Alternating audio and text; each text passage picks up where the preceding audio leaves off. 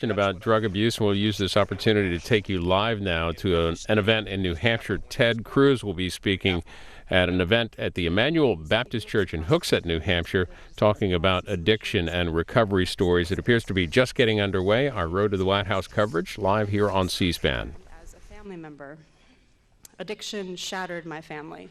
Both of my parents struggled with heroin addiction, homeless or living in cars, hungry. My parents were in and out of jail and prison, and finally I was put in foster care after my mom went to prison. Their suffering was my suffering and my sister's suffering. We were whiplashed back and forth in a constant flux in foster care and with other family members. And as so many of you know, loving someone with a substance use disorder can be agonizing as you struggle to find treatment, not knowing where to go. You struggle with relapses. You struggle with recovery and the shame. I'm very proud that my mother found recovery, and she had 19 years in recovery before she passed away 8 years ago today, actually. A major milestone and something that my whole family celebrated every day. And she found that through a drug court program and a judge that had the foresight to connect her with the treatment she so desperately needed instead of going right back to jail. My dad was not so lucky. He never found treatment or recovery, and he died much too young at the age of 48. 31 years later, 31 years ago, I was put in foster care, and now I'm an adult. I have young children of my own. I work in addiction policy. I'm sort of a daughter of all these different fields, starting in prevention and working on treatment and criminal justice reform and recovery support services. And I am frustrated. I'm frustrated that in 3 decades we have not made as much progress as we should have, and we are still faced with these same challenges, and so many new families going through what my family went through so long ago and continues to struggle with. And this crisis is at sort of an all-time high, really. We have 129 people dying a day of overdoses in our country. That's equivalent to 2 commuter planes crashing every single day. And admissions for opioid treatment have increased 500% in the last year. Of the 22.7 million people who need treatment, only 10% will get it. 10%. Can you imagine if only 10% of those that need diabetes treatment or cancer treatment or Alzheimer's treatment received the care that they needed? 10%. That's 129 sisters, sons, daughters, mothers. But what if? What if by working together, we treated addiction across this nation like a disease with individualized treatment and follow-up with each patient? What if every child in our nation's schools had the adequate dosage of prevention starting early and continuing every year through their adolescence? What if we had robust recovery services for those in recovery, from recovery housing and schools to community supports? What if medication-assisted treatment was available to those who need it? What if we treated individuals with substance use disorders in communities and treatment systems instead of haphazardly through our jails and our prisons, only to shackle them with criminal histories that make recovery so much harder? What if science backed treatment, if science informed our handling of this deadly disease? I think we are within reach of each one of these, and by coming together today, not only just to raise awareness, but to dig into real policies, programs, and change that we need, we are getting much closer. Now it is my pleasure to introduce our first speaker today. We're joined by Governor Shumlin. Governor Peter Shumlin is a great leader on these issues. He actually was a speaker at our very first addiction policy forum almost 2 years ago in Washington, D.C., so we're so glad to be joined by him today. Governor Shumlin endorsed Secretary Clinton for president and is speaking here today on her behalf. He has changed the national conversation about opiate and heroin addiction after dedicating his entire 2014 State of the State speech to this epidemic. He has called for renewed focus on treating addiction like the healthcare crisis that it is, rather than relying solely on law enforcement to solve the problem. Since then, Vermont has expanded treatment options for thousands, distributed overdose rescue kits that have saved hundreds of lives, and begun implementation on an innovative new program that allows nonviolent addicts to enter into treatment rather than the criminal justice system. And he has greatly expanded medication-assisted treatment throughout his entire state. So now I'd like to welcome Governor Peter Shumlin.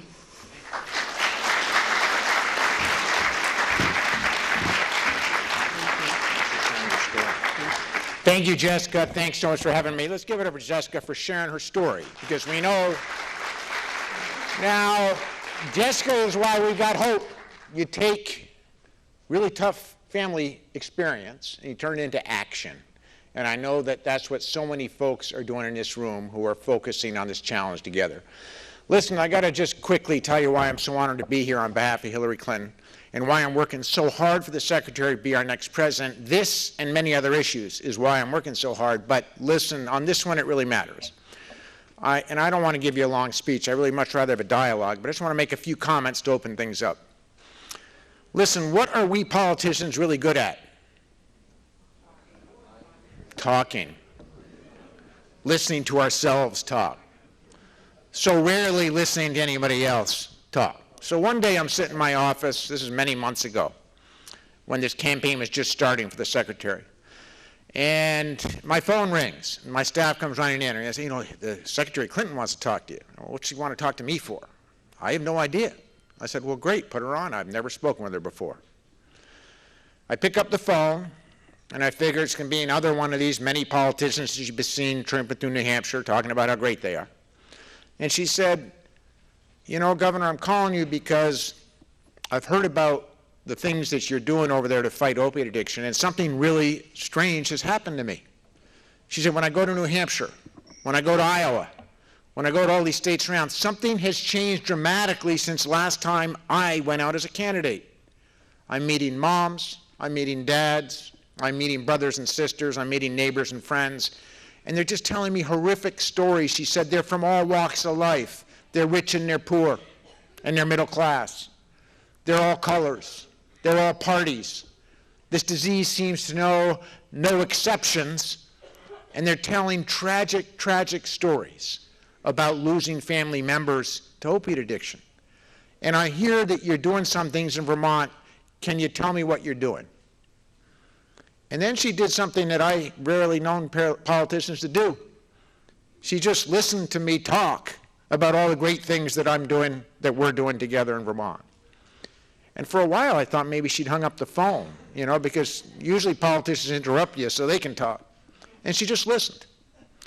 And at the end of that conversation, I said, I'm happy to help in any way I can on this issue. 4 weeks later, she came out with a 5-point plan on opiate addiction that is exactly what I love about Hillary Clinton. She listened. She took it into that extraordinary brain of hers and basically came out with a policy on opiate addiction and alcohol addiction that, if implemented, will finally give us the help from the federal government that we need to finally take this battle on, this disease on, and treat it as a disease and not a crime. Now, what was her 5-point plan? It was actually mirrored on some of the things that she'd heard from me, and I'm sure some of the things that she'd heard from people much smarter than I am on this subject, because I am no expert. But the plan is smart. $10 billion, 5-point plan. First, criminal justice reform. What I said to Hillary is, listen, when I was having the same experience you're having in Vermont, and by the way, it's great to be over here in eastern Vermont today, but I said, you know, in western Vermont, when I go out and talk to folks, you know, I find that it's just, there are stories that just make you want to sit down and cry. And so I started asking folks. I went into treatment centers. I went into our prisons. I went in and talked to addicts all over the state. And they told me that we were doing almost everything wrong. So I said, well, where do we start? And addicts told me this, and I passed it on to the Secretary, and it's in her plan. She said, listen, what folks said to me is that when you're busted, when you've bottomed out, when the blue lights are flashing, that's the most likely chance that we have to move someone from denial to treatment. And I know I have alcoholism in my family, and we all know how much denial can come with that. But you can put that on steroids when it comes to opiates. And what we were doing in Vermont was the blue lights are flashing, we throw you in handcuffs, you haul you off. It takes 4 or 5 months to wind your way through the criminal justice system, and then we usually put you in jail. And by the time you get to the judge, you're back using, you're back abusing, and you've lost that window of opportunity. So instead, we put third-party assessors in every county in Vermont, And when you get busted, they come in and they determine, as experts, is this someone that will hurt you? Or is this someone that's more likely just to hurt themselves? And you all know, as family members, as community workers, as law enforcement, 99% of folks won't hurt you. They'll just hurt themselves. And we say to those folks in Vermont now, if you'll go into treatment, if you get into our hub and spoke program with all the wraparound services, we'll get you back into a productive life. You stick with us, we'll stick with you. You'll never see a judge, you'll never see a criminal record, and you'll never see a court. And it's working. We've saved $50 million in the last 3 years on putting folks in prison instead moving into treatment. And guess what? They've got hope, they've got a job, they've got life, and they're getting back with their families. So that's Hillary's first plan, criminal justice reform. Second, we said, we got lines for treatment. Now listen, I'll tell you this story because I'm from New Hampshire. I'm in New Hampshire, my dad's from Vermont, but his doctor's up in Hanover. When he got diagnosed with cancer, and he's since passed away, you know, they tell you now, this is a cancer that you might inherit for the kids and everybody else in the family wants to know, or this is a behavioral cancer. Well, they told him his was behavioral, that he'd smoked for years and years. He had cancer of the esophagus, and it was going to take his life, but they do everything they could for him, and we did. We did everything we could. Why is it that when my dad is diagnosed with cancer that's created from a behavior that we all know isn't very smart, smoking, that we say, we will do everything we can to keep you on this earth as long as we can, and you will not stand in line. But if you're an addict to opiates, we say, get in line. We might serve you sometime, usually sometime later.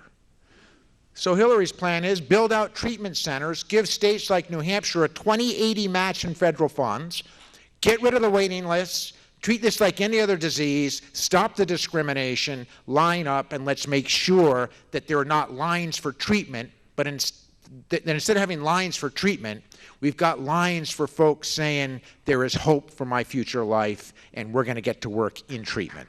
That makes good sense. That's plan 2, treatment for everyone. Federal government, 80/20 match, that's huge. So states like New Hampshire can get into the treatment business. Third, we have found that it's not right to let people die in the streets. So we've gotten rescue kits to everyone that'll take them. State police. I had the first state police force in America that had naloxone in every state cop in Vermont. Local police, sheriffs, firefighters, ambulance, and EMT. Everyone will take it. We've saved hundreds and hundreds of lives. I was just speaking with your police chief. They saved 33 lives right in this community in 2015 because they had rescue kits. Hillary says, 20/80 match, we'll get you the resources you need to be able to afford naloxone so that no addict dies in the streets any more than that we let you die from any other disease in the streets of America.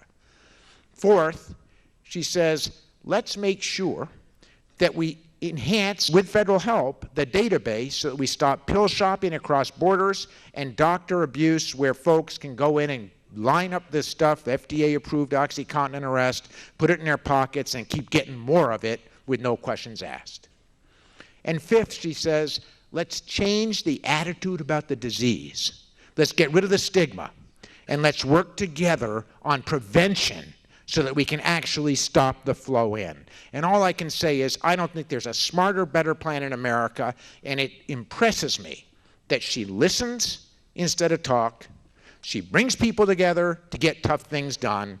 And with that zoo down there in Washington, D.C., I don't think we'll find a better candidate who can actually bring people together to get things done. I just want to close by saying this. Listen, we got to ask at some point, why are we in this mess? Why are we in this mess? What has changed in America?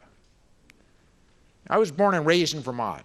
We didn't have heroin addiction in many numbers in Vermont. You did not have lots of heroin addicts in New Hampshire when I was a kid. So one thing that we refuse to talk about, which Hillary is very willing to take on, is the fact that we got ourselves in this mess. Listen, get this. There are 3 letters that can express my frustration. It's hard to find words to express my frustration, but 3 letters can express my frustration with where we are. And they are F, D, A. Think about it. When we approved OxyContin in America, the company that promotes it and makes it, Purdue, lied to doctors, nurses, and healthcare providers all over America and told them it was non-addictive, signed people up for this stuff. It's the first non-addictive painkiller you'll ever use. They pleaded guilty. They pleaded guilty to charges, 3 of their top execs, to lying to healthcare providers because they knew that wasn't true. They paid a $77 million fine the same year that they sold $11 billion worth of OxyContin. In 2010, we sold enough OxyContin in America to keep every adult high in America for a month. Those are just facts. In 2012, we sold enough OxyContin in America. 250 million prescriptions. How many folks do you think we have in America? That was a bottle for every single living American.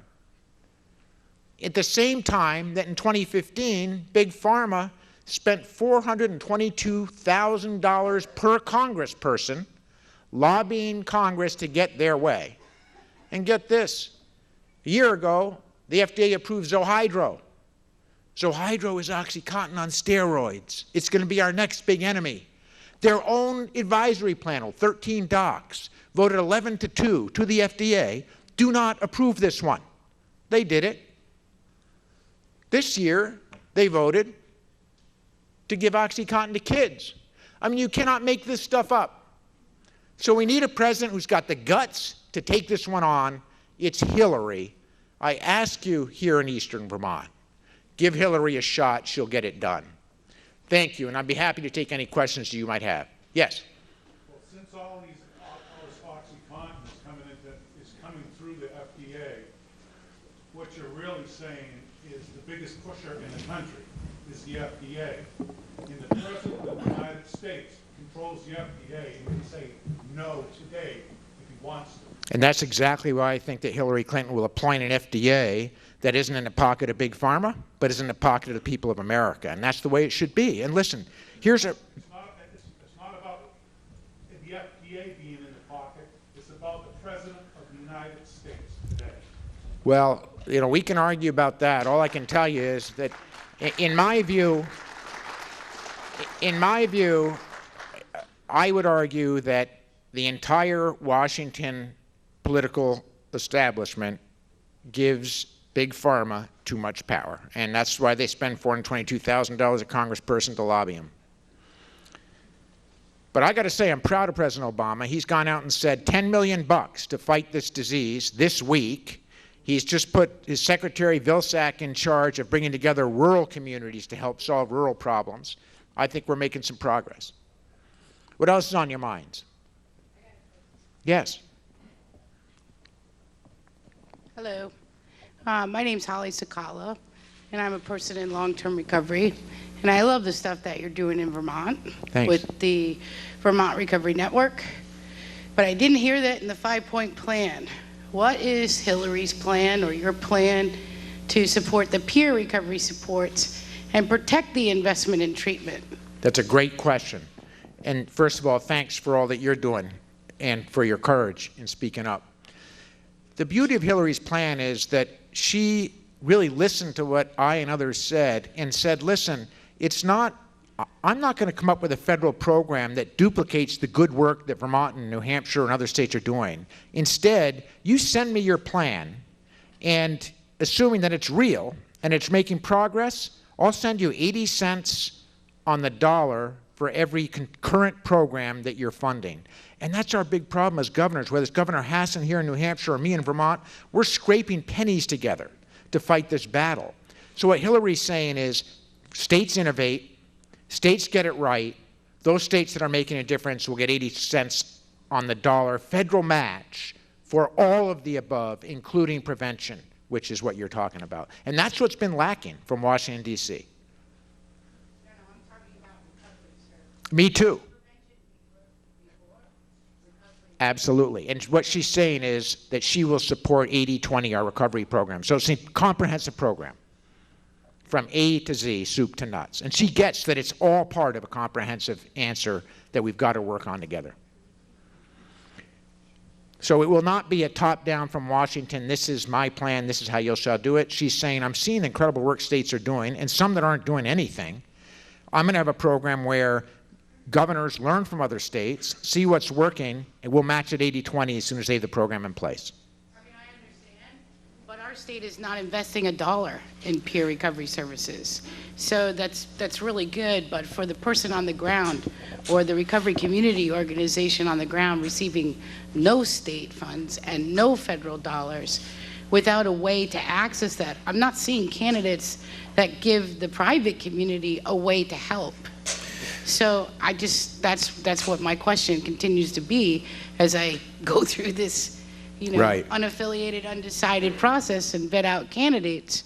I'm still not hearing the answers I need from my peer community. What I would say to your peer community is you're just warming up on this one in New Hampshire, as you know. And I think it's impressive that Governor Hassan and others are pulling together a bipartisan group in the legislature to really take this one on. And, I do think that Vermont is ahead of you in many ways, particularly in areas that you're talking about. But what Secretary Clinton is saying is, listen, it's got to be all five. It's got to be prevention. It's got to be treatment. It's got to be recovery. In other words, you can't just say we're going to take a slice of the pie. We need a comprehensive plan. States need to come up with it. If it's real, I will fund it 80-20. And these are the guidelines by which you have to hit, and recovery is a big part of it. And it would allow New Hampshire to have the resources to do what they should be doing. Which, let's be honest about this. This state, is tight on resources. You got no income tax. You got no sales tax. I recommend you adopt both. What else are you wondering? So listen, I just want to, yes. Hi, my name is Richard. We don't know for sure that it's a disease. We think it's sin. This is a church. And we also think that we're looking for a candidate that doesn't want to kick God out of our country. And people should come to Jesus, not to drugs, for rest and peace. Well, thank you for that, for your opinion. And I got to tell you, I don't think there's anyone in America who would say we don't need to tap everything that we can as we deal with this crisis. And, there are a lot of folks who, as you know, we have many church-based support groups, treatment programs. Churches have been an extraordinary resource for AA and Drugs, Alcohol Anonymous, all those programs. And, there's no question that they have a really important role to play. So, everyone's going to decide individually about their faith. But all I can tell you is there's no question that we need everybody involved in helping us to solve this problem. And you make a good point. What else are you wondering? So I understand you got another candidate. I'm not running for president. I just want you to know. This is my promise. I never will. But I do want to say, just as I close up, that New Hampshire is obviously an incredibly important state in terms of the presidential selection process. I can't remember in my lifetime having a Democratic candidate for president. I know you're not all Democrats, but on our side, that has more brain power, more experience, more compassion, more heart, and more willingness and capability to bring people together to solve problems than Hillary Clinton. So thanks for all that you're doing, and we'll keep on it. And you're for Ted Cruz? Except Ted Cruz. Okay, well, fair enough. I'm not here to argue with you, and I'm glad that you're here for Ted. But if you change your mind, vote for Hillary. Thank you so much for having me.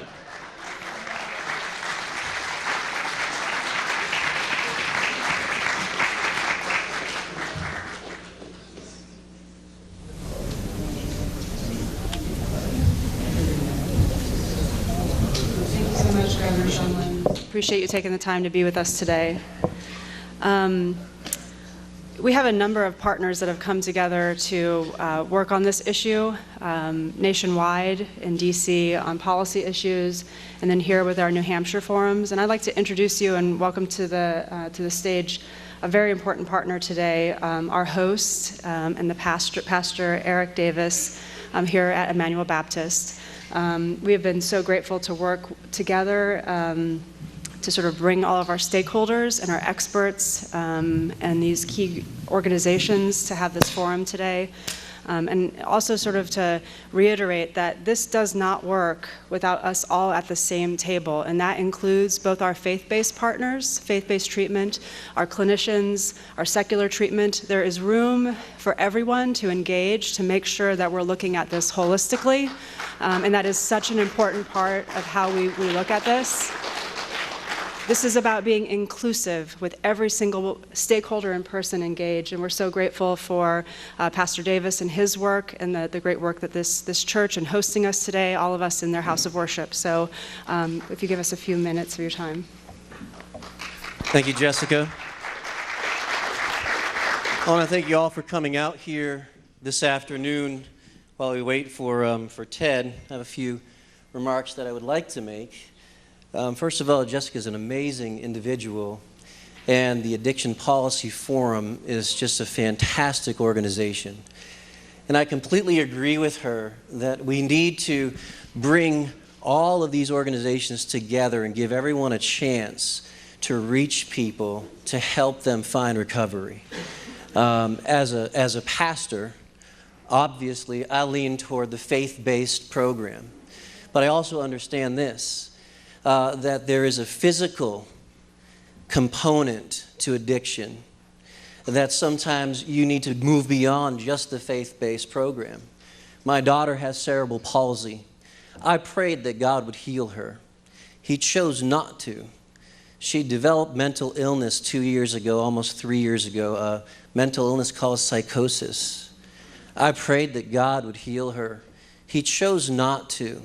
He chose to lead us to psychologists and psychiatrists in town who administered medication, and she is back to her happy-go-lucky, sarcastic, 24-year-old, know-it-all self. And so we do want to recognize that there are different avenues and there are different venues. I favor the venue of faith, but I believe that faith can cooperate with medicine. I also believe that faith can cooperate with counseling. And so I want to start really quickly. I told her I had very few remarks, so my church will probably laugh at this. This is going to be 3 hours here. You're in a church. This is not a political rally. I know some people are cranky about that, but we do not endorse any single candidate for the President of the United States of America. I still haven't made up my mind. I'm from New Hampshire. I'll make my mind up on Tuesday. Anyways, Luke chapter 4, you're in a church. Maybe you're not familiar with Luke. He wrote one of the gospel accounts of Jesus. And in Luke chapter 4, he wrote this. It's a quote of Isaiah. And Jesus is speaking. He says, "The Spirit of the Lord is upon me because he has anointed me to preach the gospel to the poor. He has sent me to heal the brokenhearted, to proclaim liberty to the captives and recovery of sight to the blind, to set at liberty those who are oppressed." And my friends, there is nothing more pressing than addiction. There is nothing more oppressing than addiction.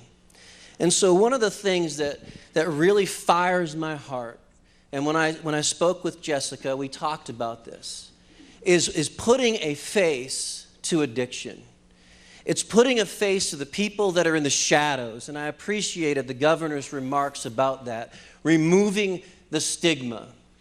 We seem to want to marginalize people that are different than we are, that struggle with different things than we do. And so throughout this process, I hope this afternoon we will humanize the addicted. You're going to hear from a dad today whose daughter died tragically from her addiction. Folks, these are family members. I have a 14-year-old daughter going to a school which I almost told you where it was, but I'm not going to tell you where she goes to school. But she goes to public high school. Heroin is in public high schools. I was talking to Jessica. I said, you know, as dads, what are we mostly worried about? We're mostly worried about our teenage girls getting pregnant from some rotten teenage boy. I agree with that. I think that's why we need more guns and shovels. I'm just saying. And property. Shovels, guns, and property.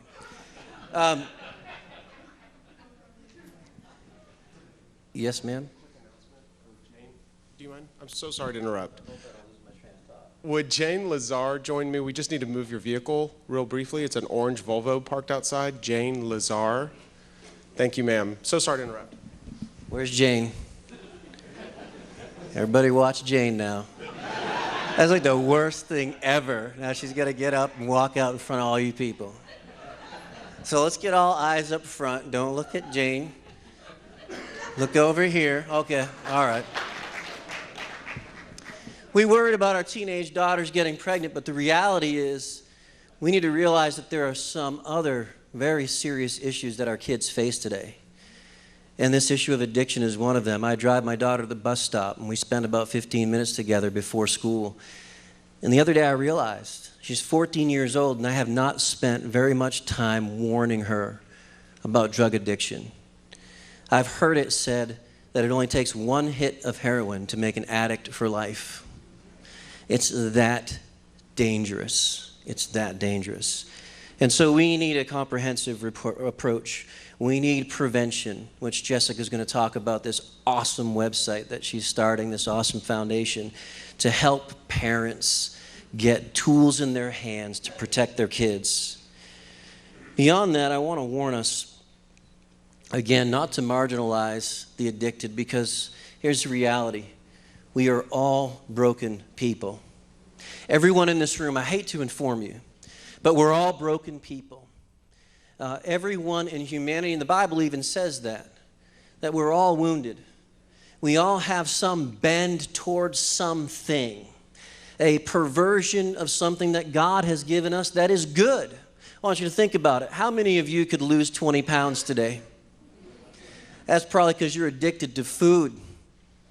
But you're going to look down on this person that's addicted to heroin. Now listen, I like steak just as much as the next guy, but it's nowhere near as addicting as heroin.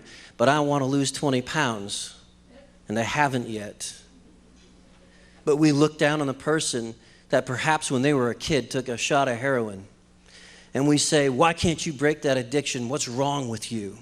Well, what's wrong with you, chubby? What's wrong with you? You can't quit smoking yet. What's wrong with you, sex addict? What's wrong with you, person that's always in a relationship that harms you and others around you? We are all broken people. And this is why Jesus Christ came. We talk about sin. This fellow over here, he said, let's call sin, sin. I agree. Sin is sin. What I don't agree with and what I think people misunderstand is this, that when God calls something sin, it's not just about a moral failing. When God declares something as sin, it is because he loves his creation so very much that when they get involved in something that harms them, he calls that sin. You follow what I'm saying? God's moral law, if you will, is not there to kill our joy or to keep us away from enjoying things that are good.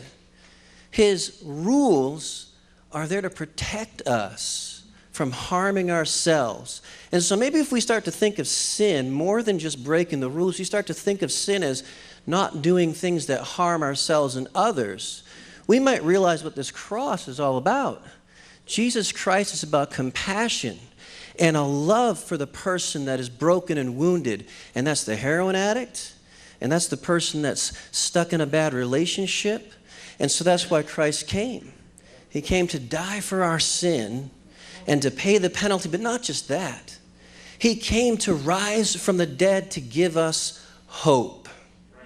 His death took away the penalty and the wrath of God, but his life gives us hope so that when we in the faith community, when we pray to Jesus, We know that we're not praying to a dead God or an empty altar. We're praying to a God that hears our prayers and can come inhabit our lives. And so I want to encourage you not to dismiss the faith-based community, but faith-based community, I want to encourage you not to dismiss the medical community as well. Let's work together. Let's support each other. And so I want you to consider that. We're all broken people. We all have bends toward things that are harmful to ourselves. And these good things, they can be used well or they can be used poorly. And so our addiction problem, I look at it this way, it's threefold. It's a physical problem. When we fall into an addiction, and really an addiction of any kind, as I've studied it out, and the chemicals that are released in the brain, sometimes are released by an addiction, sometimes are released by a behavior, but they lock into ourselves a pattern that is incredibly difficult to break. So it's physical. I also look at addiction as emotional. It's an emotional addiction. It's an emotional problem that sometimes may require some deep and professional counseling. I'm a pastor. I do counseling. But I find it one of my greatest strengths is this, knowing when I don't know. So there are many times where I'll be in counseling with someone and I will say this, we need to stop. You've gone beyond my expertise. I need to bring you in connection with someone else that can take you to the next step. But it's also this, it's a spiritual problem. And we have a great spiritual problem in our nation today. It seems as though God is being pushed out into the corners and that we're trying to marginalize God and spiritual things. And my friends, whether you believe in Jesus, whether you believe in Allah, whomever you may believe in or not believe in, we are spiritual beings. And we need to nourish that spirit as well. Thank you for your time. I appreciate you coming out here today. And I hope that you will not leave this place unimpacted by the things that you hear. Again, it's not about voting for someone. This is not a political rally. This is a rallying cry to look at our daughters and to look at our sons and our brothers, our fathers and our mothers, and recognize that these people that are struggling have the very same value to their life as you do. And my Republican friends and my pro-life friends, those of you that are anti-abortion, listen, the life of that addict is just as valuable as the life of that unborn child. And we need to start taking that very seriously. Jessica.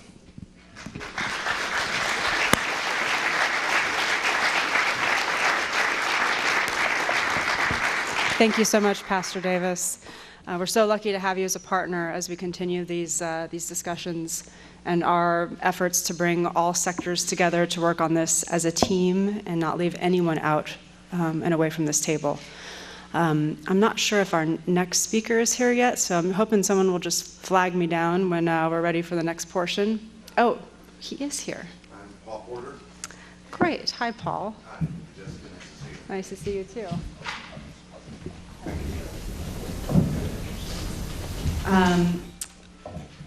We are very lucky and grateful to have Paul with us today. Paul Porter has experience spanning 35 years. He's an experienced entrepreneur, strategic business consultant, licensed Florida real estate professional, and a land developer. He founded and built diverse companies, including an original blockbuster video franchise, a biomass energy project development sold to Thermoelectron and Public Service Company of New Hampshire, and the Naturize and Clean Shower consumer product lines sold to Clorox and Church & Dwight, respectively. He received marketing awards for Clean Shower, including 2 Effies from the American Marketing Association and a Top 100 Marketers Award from the Advertising Age. Mr. Porter earned a BA in Management Science from Duke University and an MBA from Harvard. He is also a volunteer founder of Camp Cruz, and we are so grateful that he's here today with us.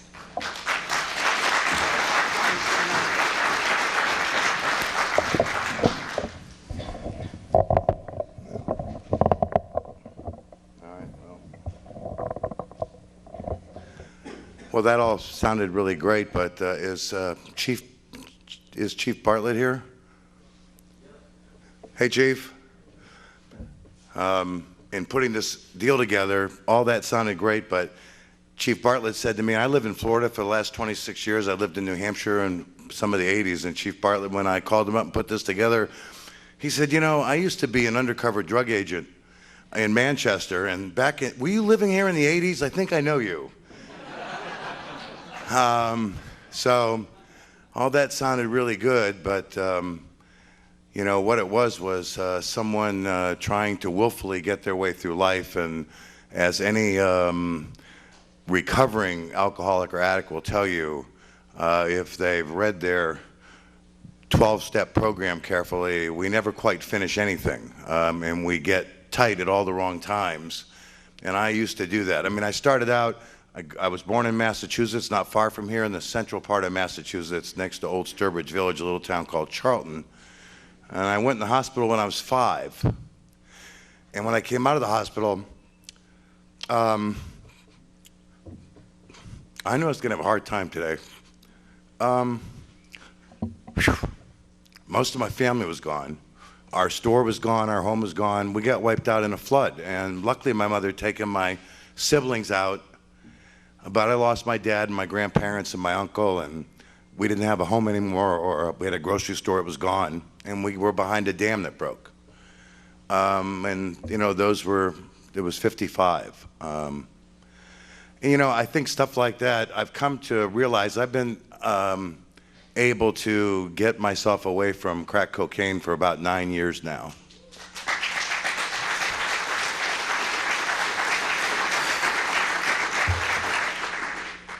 And I had a very hard struggle with that for about 25 years of my life. And a lot of these things she ticked off, I was, you know, an irregular but constant user, and I would mess up my life and never finish anything, as the big book said.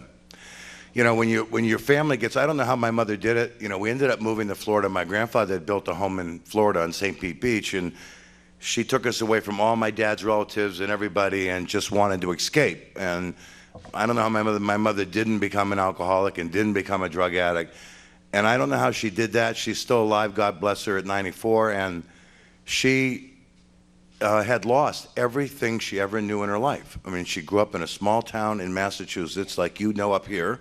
You know, 2,000 people, 3,000 people. They were the grocery store for the town. But, you know, 15 minutes after she walked out of her house, you know, every piece of silverware, every picture, you know, they found her mom 8 miles away 2 weeks later because her diamond ring caught the sunlight in the mud. Yeah, I think, you know, I've come to believe in the last 9 years, from being heavily involved in going to meetings and everything, that people get damaged a lot when they're children.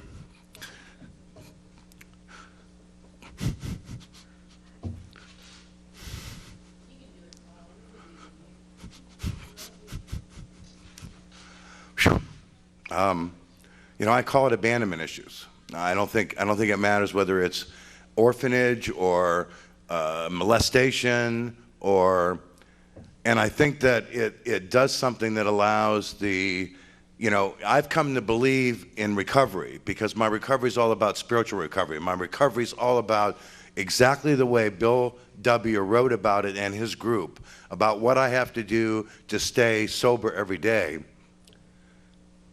is that I have to have a relationship with God, and that I work very, very hard to have that relationship.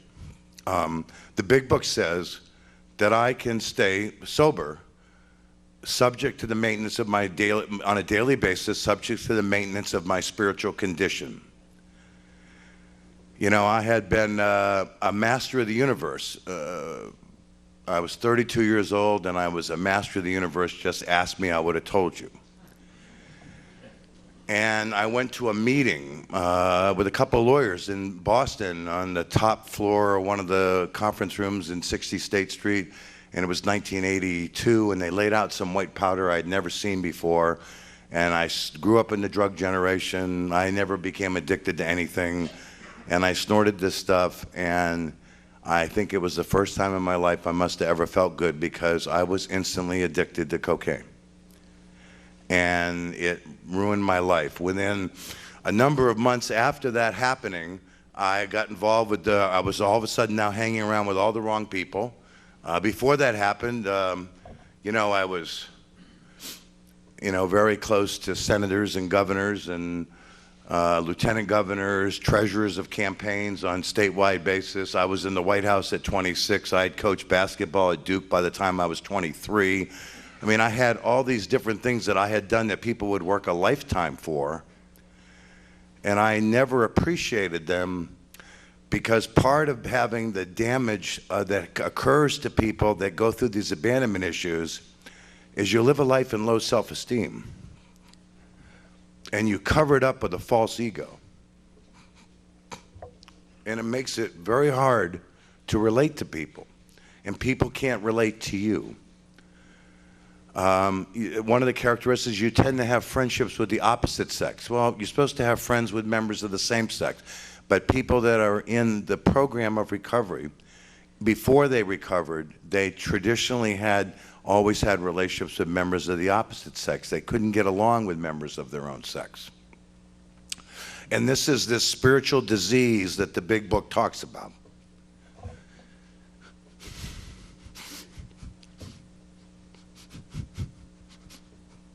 And it is that. And I recognized in getting sober that, you know, I know it's Luke 11:17. It's also in Matthew. A house divided against itself cannot stand. And essentially, when you get sober, you cast the demon out, as Luke 11:17 says, and that demon is searching for food and drink. Finding none, it comes back to inhabit its old haunts. Finding them swept and clean, it brings back 7 demons stronger than itself. So if you believe, like I have come to believe through this program of recovery, that we're the battlefield, those of us that are damaged goods are the battlefield, because the devil did not want to lose me. So he wants to send 7 demons stronger than the last one to come get me. So I have to be very vigilant. But the beauty of it, and I'll use this event as just one example, is that I have become so vigilant that I've learned how to, you know, and it's not a fake word. I've learned how to practice faith. Now, I was really good at practicing basketball. I was really good at practicing the piano and practicing drums. I never thought about practicing faith. It's just like anything else. You've got to get better at it. When you get better at it, you get rewards of what that means. The big book tells me in step 11 that I will learn to have a sixth sense that will guide me if I can stay in the present. So now imagine this. I was a master of the universe. At one time I was worth, on paper, 11 or 12 million dollars. And in 2007, January 2007, I was homeless, penniless, foodless, clothesless, everythingless. And some guy came over and picked me up in the middle of the night. He was a shore patrol guy at the Mayport Naval Base, and I guess he must have had a room for rent advertised, and I knew I had to get out of this place where I was, and I just had to get out, and this angel picked me up in the middle of the night. And the next day I had nothing to do. I only had the clothes on my back. That's all I had. And I had nothing else. I was, what the word is, or the 2 words are, it's called incomprehensibly demoralized. And you will be, the people that you know that are drug addicts or whatever are incomprehensibly demoralized. So I was sitting on a bus stop bench, and some young lady was there, and she looked at me and she said, "I'm going to a meeting. You need to go to one, I think." And she gave me bus fare, and I went with her to the meeting, and I sort of never left for about 7 or 9 months. I really, really didn't leave.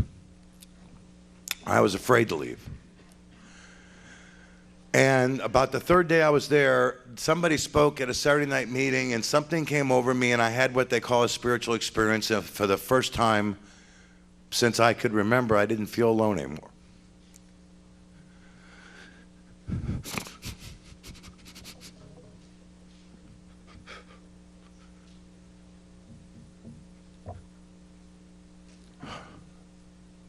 And I began to read the big book, and very quickly I realized there was a certain 5-word sentence in the big book of AA, and it was the only choice in the entire first 164 pages of the big book. And it said, God either is or isn't. Well, I had done the isn't.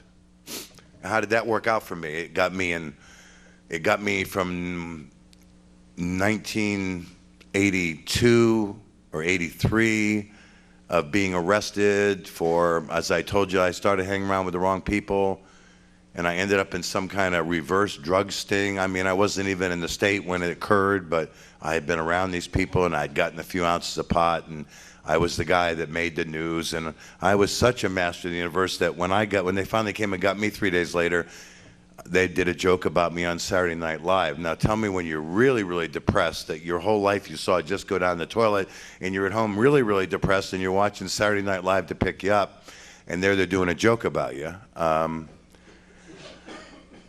And you know, I've been arrested. Then I got arrested for cocaine, trying to buy crack, and for, you know, parking ticket. In San Francisco, actually, it's easier to get a ticket for solicitation than to get a speeding ticket in Florida. So that's San Francisco, I guess. So I got a parking ticket or something in San Francisco for solicitation. So, you know, I've gone through all the terrible things that drug addicts go through, that behavior that we have. So here I am, trying to get sober, totally lost and out of it, and I can tell you this: God gave me an immense amount of talent, and I misused it and misused it and misused it, and now all of a sudden you're standing with nothing, and you've lost everything, and you're nowhere, and you know that if you start thinking about everything that you did, you'd want to kill yourself. And if you started thinking about how bleak your future looked, because there was absolutely no way anybody would even let me work anymore or anything, you'd want to kill yourself. So I realized that I read a book called The Present, and the gift of the present. And, you know, Jesus commands us to stay in the present. And I learned that if I prayed all day long, if I prayed unceasingly, as Thessalonians says for me to do, I didn't think about stuff, because I couldn't pray and think at the same time, and I couldn't pray and have fear at the same time, and I couldn't pray and regret my life at the same time. And I just started to do this stuff where when I stayed in the present, I started to actually get intuition. I get on the right bus at the right time. I stopped being willful. I just allowed my life to go wherever it took me. And because I went so deep into the woods, it took a long time for me to come out of them, and there wasn't a lot of opportunity. And I did finally get hired by a real estate agent, a very big firm that used to represent me, and now I'm working for them. But I was blessed to get it, and I've been able to, it took a long time. Like, I had an angel that took care of me for a number of years and tried to help me get back on my feet. But God didn't want me to get back on my feet until he knew I was humbled enough. And I wasn't easy to humble. He had already learned that, because it took 25 years of humbling before I had to go all the way to the bottom and have nothing, and then be so humbled that, you know, I had nowhere to go but to find him. And I'm so blessed that I did. I've had, you know,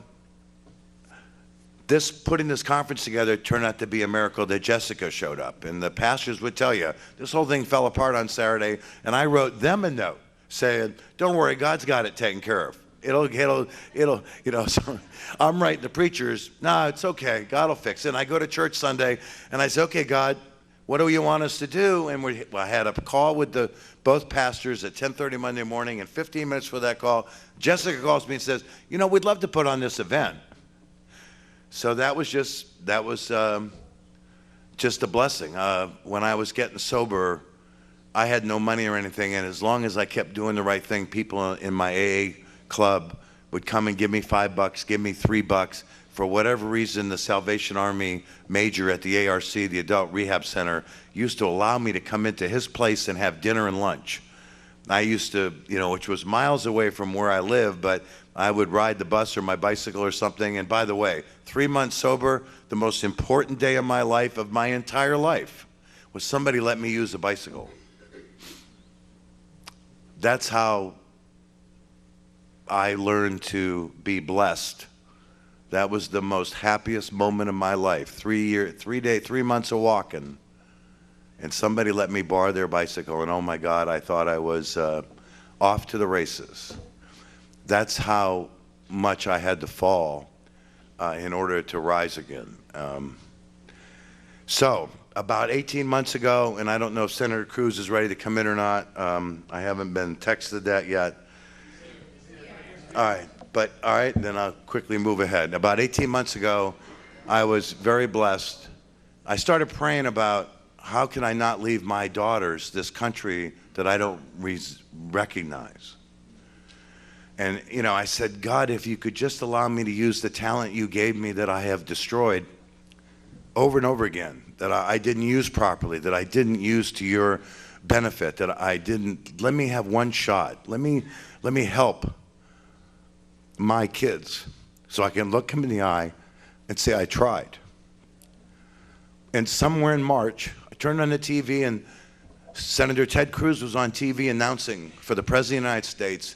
And I picked up the phone and I called a guy that I knew was an acquaintance, the guy named Rick Tyler, who you probably see on TV. And I knew Rick to be a godly man and a humble man. And I knew that if I called Rick, he'd tell me what I should do. And he said, Paul, I'm already here. But there's a fundraiser tomorrow. I got on a plane. I bought Rick a ticket. We went and I met Senator Cruz. I met his wife. I met all the people around him. And I'm...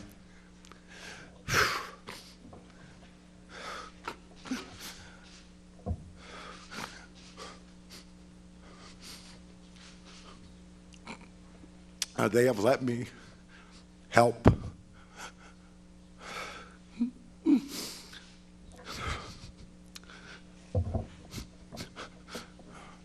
They have let me in to help them. They have welcomed me despite all the things in my past. And I'm so grateful, Senator Ted Cruz.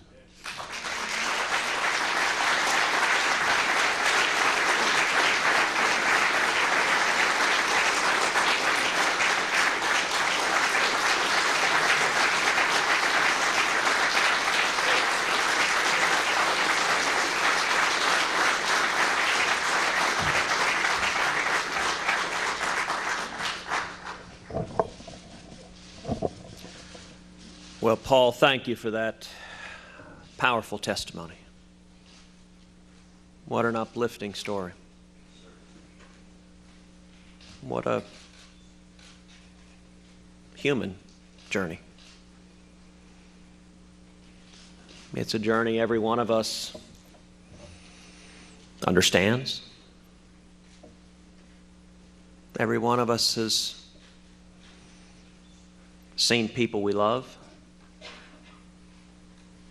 stumble and fall. And hopefully we've seen people pick themselves up again and turn around. You know, this topic, drug and alcohol addiction,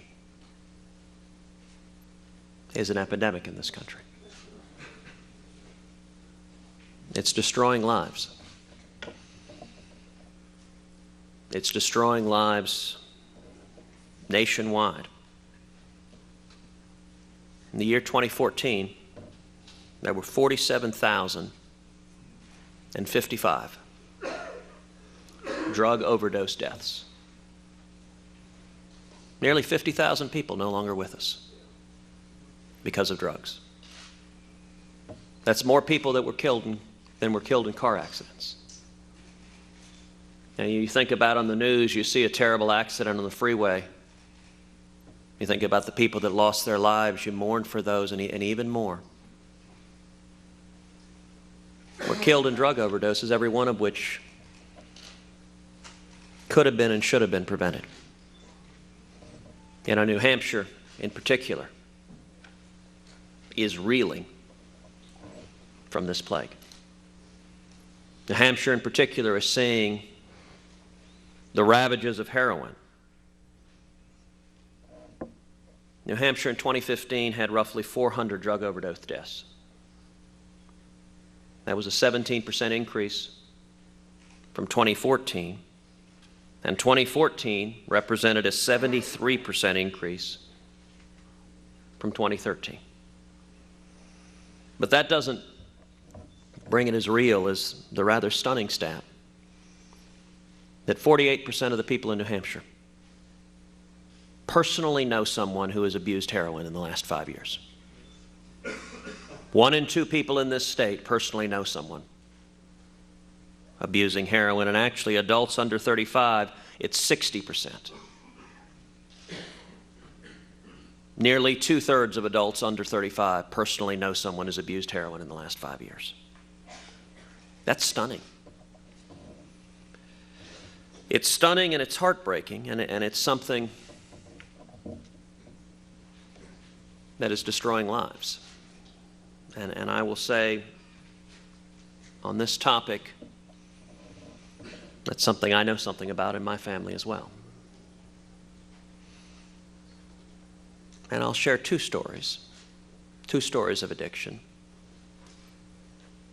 One that ended well and one that did not. My older sister, Miriam, was 9 years older than I am. She was my father's daughter from his first marriage. And when she was a little girl, her parents divorced. And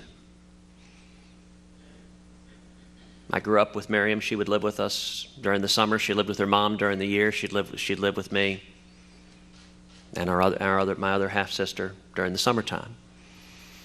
And as her baby brother, I would play with her. She would let me pull on her hair. Pull on her hair nonstop. She was a beautiful, beautiful woman. She was very smart. She was very charming. And you know, Paul talked about the consequences of abandonment, the consequences of a family breaking up. Miriam, her whole life was angry. She never forgave my dad for divorcing her mother. Her whole life she had a rage. She was angry at the world. She was angry at God. And she struggled her whole life with drug and alcohol abuse. As a teenager, she partied hard. I remember as a little kid, she would steal money from me. I would save money from my allowance. She would steal money from me to go out and use it to buy alcohol, buy drugs. She ended up marrying a man who had been in and out of prison, who ended up mistreating her pretty significantly. She had a son, my nephew Joey, and then pretty soon Miriam was a single mom. She was in a car accident and had a back injury. And she got addicted to painkillers. And the painkillers spiraled down from there.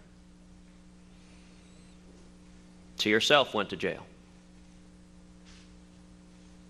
Tended to be petty offenses, things like shoplifting.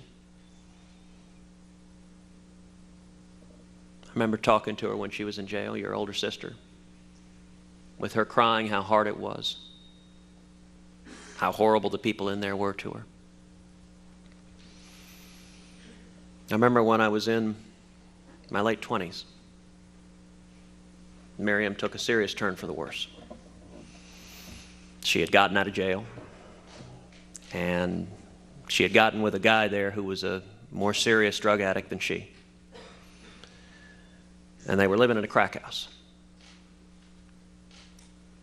And I remember my dad flew up from Texas. She was up in Philadelphia, and my father and I drove up. I was in D.C. at the time. My father and I drove up to try to get my sister out of the crack house. I remember my dad and me both taking our watches and our rings and our wallets and leaving them behind because we were driving to a crack house. I mean, we didn't know what was going to happen there, if we were going to be robbed or shot or what was going to happen. And I remember pulling Miriam out of there, and we took her to a Denny's not too far away. The two of us sat down with her for, 4 or 5 hours,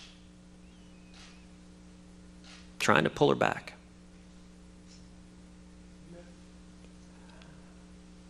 But she wouldn't listen. She kept going on and on. She was angry. She said, "Daddy missed my swim meet when I was in high school." And I remember telling her, "Miriam, you've got a son, a 6th grader, Joey. He needs you." But she didn't want to listen. She wasn't prepared to change the path she was on. And she wouldn't change. So I ended up, I had just started at a law firm. I was a brand new lawyer. Had a ton of student loans, but I ended up taking a $20,000 cash advance on a credit card and using that money to put my nephew in a boarding school, Valley Forge Military Academy, which took him in. And it was actually a wonderful environment for my nephew, having some structure, having some order, having some discipline, having some basic stability in his life. And by the end of that year in school, Miriam had come back some. She was out of the crack house. She was still struggling with drug and alcohol abuse, but it was not as bad as it had been. She was able to care for Joey again. And then a few years ago, Miriam died of an overdose.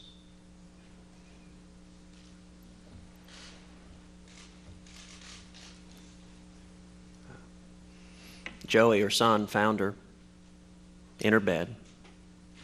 The coroner ruled it accidental. We'll never know.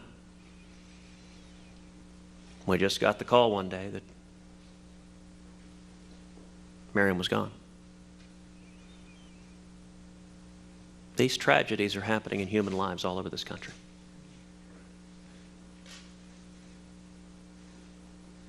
It's the human journey. It's not an easy one. It's fraught with peril, and sometimes people make decisions bound and determined to destroy themselves. You know, as a family, you wonder, could I have done more? Was there a way to pull her back? Was there a way to change the path she was on? Those are questions you never fully answer. Now, there are other journeys that have happier endings. Journeys like the one Paul bravely described. You know, for me, that journey was my father's journey, which occurred when I was a little boy. My father was a drunk. That's one of the reasons his first family broke up. And when I was 3, my dad left us. He was not a Christian. My mother was not a Christian. We were living at the time up in Calgary. And my dad left us. He went down to Texas, decided he didn't want to be married, and he didn't want to be a dad to his son anymore. And when he was down in Houston, he was down there for several months. My mom was a single mom raising me. And a friend invited my father to a Bible study. And for whatever reason, my dad came to the Bible study. And he remembers at the end, they were taking prayer requests and they were praying. And he was struck that everyone there had challenges, and indeed, one of the women there described how her son would beat her to get money to buy drugs. And yet what struck my father in that Bible study is that the people sitting there had what the Scripture calls a peace that passes understanding. And he couldn't understand it. It made no sense to him. But he knew he wanted it. He knew he didn't have it, and he knew he wanted it. So he left that Bible study.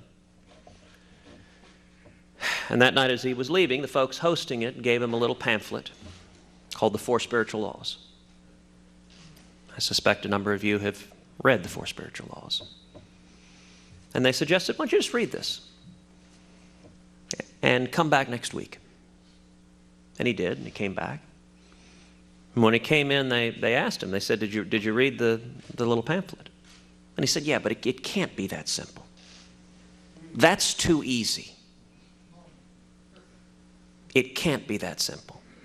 So he began asking questions, and actually the folks hosting the Bible study were fairly new Christians. They said, I'll tell you what, tomorrow our pastor is coming over to the house. Would you be willing to come by and just ask him the questions? And he said, sure. So the next day, he went by the house about 7 o'clock, and my dad spent 4 hours arguing with the pastor. Look, he was young, he was brilliant, he was an atheist, he was convinced he knew everything. And he argued and argued and argued with the pastor. Finally, about 11 o'clock at night, my dad said, all right, what about the man in Tibet who's never heard of Jesus? What about him? And the pastor, his name was Galen Wiley. He was the pastor of Clay Road Baptist Church. And Brother Wiley very wisely didn't take that bait. If he had, he probably would have been there another 2-3 hours arguing with my dad. Instead, he said, Raphael, I don't know about the man in Tibet. I don't know. But you've heard of Jesus. What's your excuse? And that ended up hitting my dad like a ton of bricks. And he dropped to his knees right then, gave his life to Jesus. That was April 15th, 1975. The next Sunday, my father was baptized at the church. And he drove to the airport. He bought a ticket. And he flew back to my mother and me. And it turned his life around. And my father hadn't had a drink in 40 years.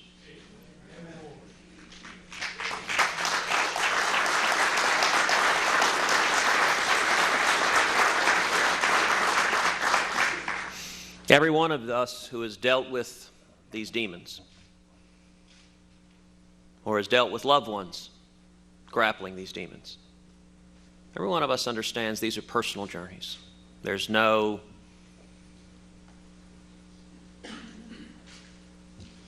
uniform solution that fixes it all. It's certainly not going to be Washington, D.C. that steps in and solves these problems. It's going to be friends and family, churches, charities, loved ones, treatment centers, people working to help those who are struggling overcome their addiction. Drug addiction is a disease. Alcohol addiction is a disease. It is a vicious disease. There's so many here that are working in the field of helping people get that monkey off their back, helping people overcome that addiction. Faith and a relationship with God can be a powerful, powerful element of turning it around. That's why the church plays such an important role. You know, if you look at the history of AA, it's about 80 years ago that we were facing an epidemic in alcoholism. And doctors had given up. Alcoholics were sometimes put in asylums to die. And actually, the Northeast was a battleground for this devastating disease. The founders of AA were from the neighboring state of Vermont. Bill W. and Dr. Bob. When they formed AA, there were no government grants, and there were no nonprofits working to help alcoholics. And the program was so successful at the time that wealthy donors offered to write checks to underwrite AA. But AA turned down the money so as not to corrupt the organization. And to this day, AA takes no money from outside enterprises or sources. Instead, it's self-supporting through its members' contributions. And a program of person helping person to find God, a God of their understanding, and to rely upon that higher power to guide their life and to protect them, is the program as it still works today. Those programs are what we need more and more of, helping people get back on their feet, free them from addiction. Not everyone is going to be helped. But each of us on the ground can make a real difference. Now, I will note there's a second thing that can make a real difference, which is securing the borders. If you look at what's happening right now on our borders, it is an absolute disgrace. Listen, I represent the state of Texas. We've got roughly 1,200 miles of border with Mexico. I would invite anyone to come down to the border, see for yourself what's going on there. The border is utterly unsecured. I would invite you to do as I have, to meet with farmers and ranchers there who will show you photographs of dead body after dead body after dead body, of women and children abandoned to die in the desert. Local farmers for whom it has become, sadly, a recurring experience to just encounter dead bodies of people being trafficked in, abused and abandoned by the coyotes and left to die. And it is the very same cartels that are trafficking in human beings, that are physically abusing these human beings, that are sexually abusing these human beings, that are selling God's creatures into sexual slavery. It is these very same cartels that are the drug cartels, that are bringing heroin. El Chapo. You know, Sean Penn seems to think he is a sexy and attractive character. So appreciate Hollywood for glorifying vicious, homicidal killers. What a cute and chic thing to celebrate. Someone who murders and destroys lives for a living. El Chapo's organization brings vast numbers, vast quantities of drugs into this country, vast quantities of heroin.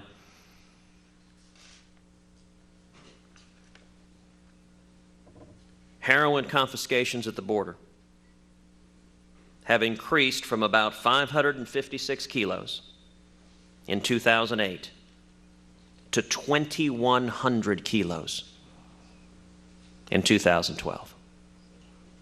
When the border's not secure, that's what happens. You have drugs flooding into this country.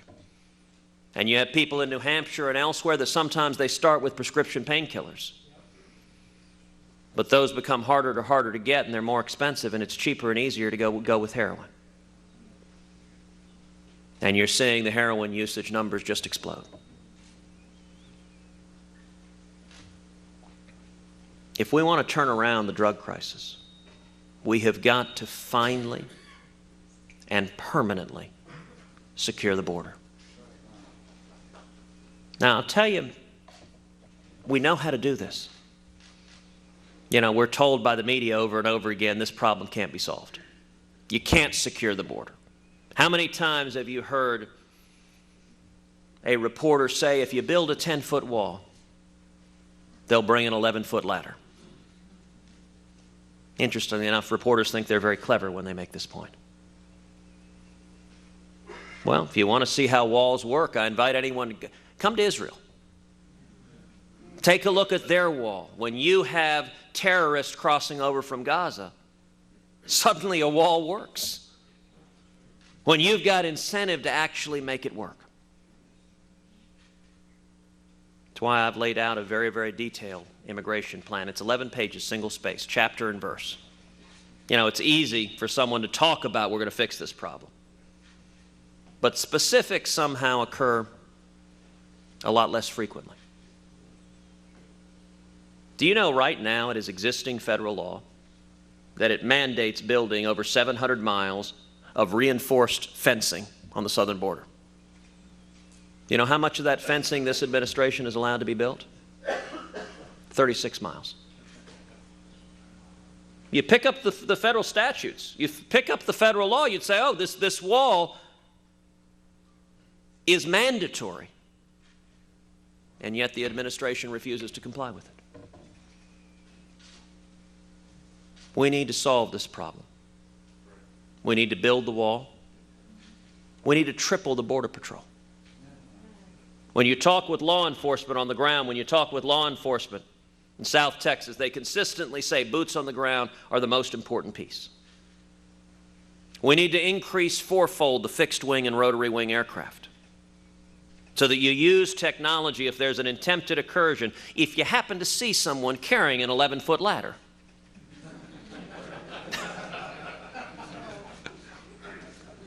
Then the technology directs the boots on the ground. We have someone attempting to cross at this point.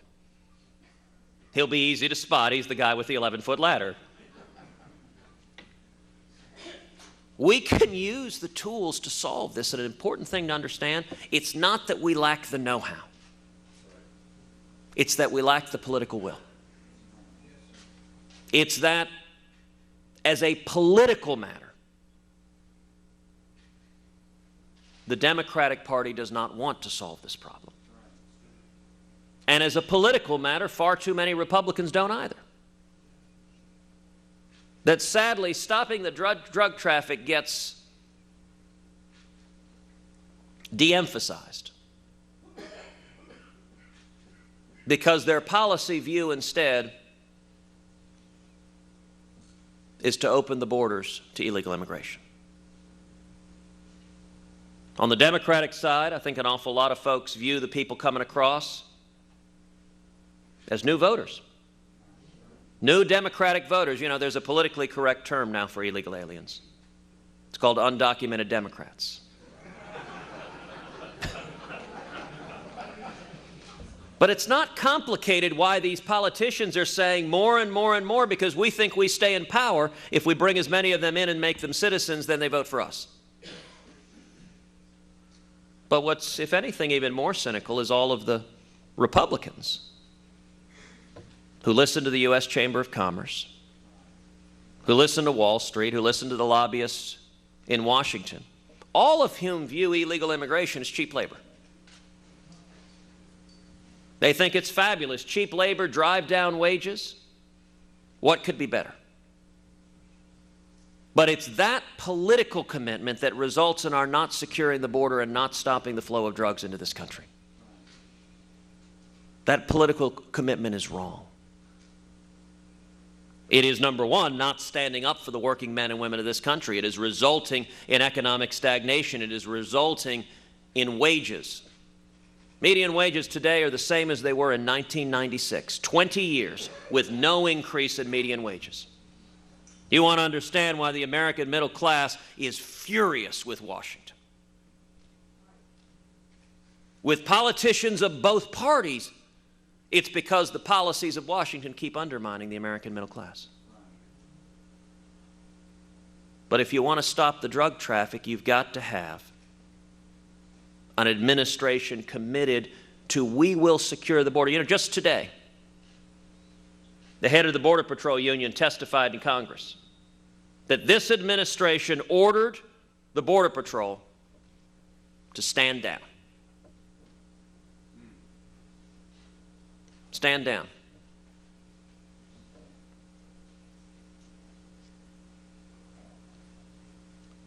Don't hold illegal aliens. If you apprehend them, release them. And don't track them. Once you release them, you're not allowed to track them. Now, I'll tell you, I've visited with Border Patrol agents.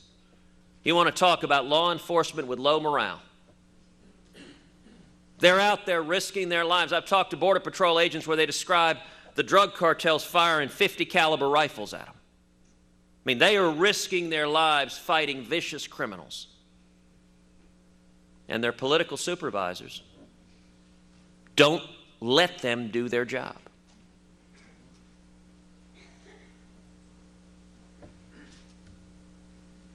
What lunacy is this?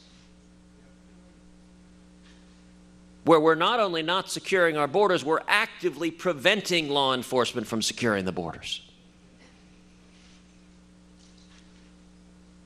It makes no sense. So the focus of this gathering today is focusing on drug addiction and alcohol addiction. It's focusing on the human toll, the human consequences that all of us, one way or another, have been touched by. And I will say the solution to this is going to come at the state and local level. It's going to come from the church. It's going to come from charities. It's going to come from friends and family and loved ones stepping forward and saying, we're here for you. We'll be on this journey with you. But it's also going to come from a federal government that actually does its job and secures the border. And I will tell you this. If I'm elected president, you have my solemn commitment. We will secure the borders.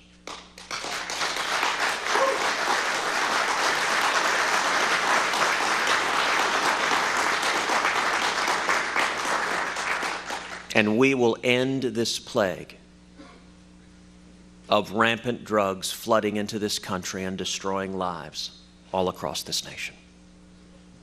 Thank you.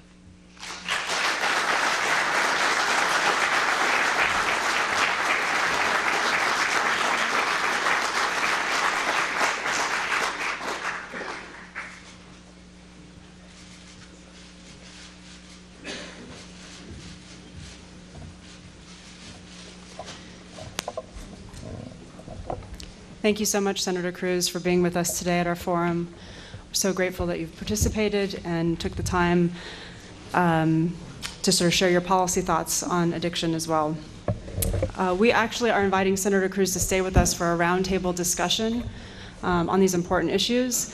We have some of our most important stakeholders and experts with us, folks from New Hampshire as well as nationwide, for this discussion. So I'd like to invite them to the stage right now, and we'll do brief introductions.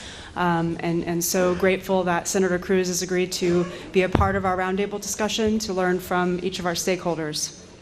First, I'd like to introduce and invite Chief Peter Bartlett, from Manchester, undercover narcotics officer, now a Hooksett chief of police, 28 years of law enforcement experience, and so grateful he can be here today on our roundtable. We have Becky Vaughn, Vice President of Addiction for the National Council of Behavioral Health. Becky's an accomplished advocate, also my go-to treatment expert, and she has extensive background in addiction services as well as implementation of parity. Prior to coming to the National Council, Becky was CEO of the State Associations of Addiction Services and President and CEO of the Georgia Council on Substance Abuse. I'd also like to invite Doug Griffin. Doug is a U.S. Coast Guard veteran, current member of the Board of Directors for the Merrimack Valley Prevention and Substance Abuse Project. He's Vice President of Project Recovery as well, which is a newly formed nonprofit organization in New Hampshire whose goal is to open the Courtney Griffin Sober House for Women. Doug is a well-informed advocate for those suffering with addiction, as well as addiction's detox, treatment, and recovery process. It is his goal to ensure that any person that wishes to walk the path of recovery will be treated fairly and respectfully. Thank you for being here with us, Doug. We're so grateful to have you at our second forum in New Hampshire. I'd also like to invite Paul Porter, who you heard from earlier, has an amazing account and testimony about his path to recovery. And Benjamin Burks is a Bible college graduate and has previously worked as an assistant pastor and senior pastor and staff evangelist. He has been in ministry since 1984. He is currently the International Director of RU Recovery Ministries, a faith-based local church discipleship program for individuals struggling with crippling habits and addictions. I'd also like to invite Holly Sakala. Holly is the, thank you. Come on in. Is the Director of Recovery Support Services for Hope for New Hampshire. She has recently opened the first recovery community center in New Hampshire, which is fantastic. A person in long-term recovery herself, she passionately advocates for those in recovery and their families and has organized many public forums and rallies to educate the public regarding recovery and addiction. Holly previously served as Director of Rhode Island Communities for Addiction Recovery Efforts and manager of the Anchor Recovery Community Centers in Rhode Island. Well, welcome, Holly. Also our second forum in New Hampshire. She was here in January with us. I'd like to welcome Marsha Lee Taylor. She's the president and CEO of the Partnership for Drug-Free Kids, a nonprofit organization dedicated to reducing teen substance abuse and helping families impacted by addiction. In addition to her leadership there, she also leads the Medicine Abuse Project, a communications and education campaign aimed at reducing teen prescription drug and over-the-counter cough medicine abuse by 500,000. Previously, she served as senior advisor for drug policy and research for the Senate Judiciary Subcommittee on Crime and Drugs and the Democratic staff director of the Senate Caucus on International Narcotics Control, working for then Senator Joe Biden. I'd also like to welcome Senator Cruz to join us for our panel, which we're so excited about. And we're going to have brief remarks from all of our stakeholders and our panelists, followed by a little bit of Q&A.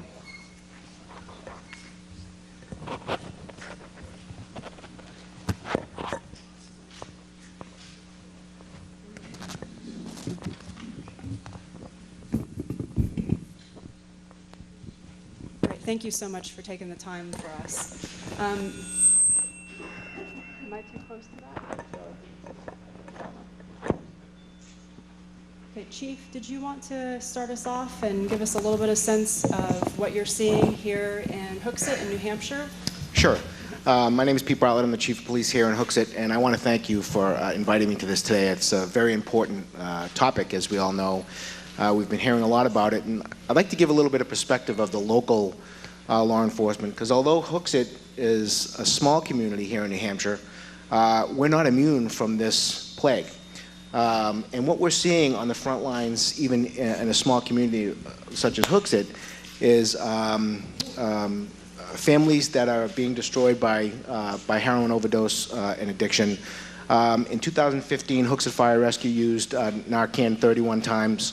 And we've responded to drug overdose deaths in the last 2 years just under 10, and those are astounding numbers for a small community in New Hampshire.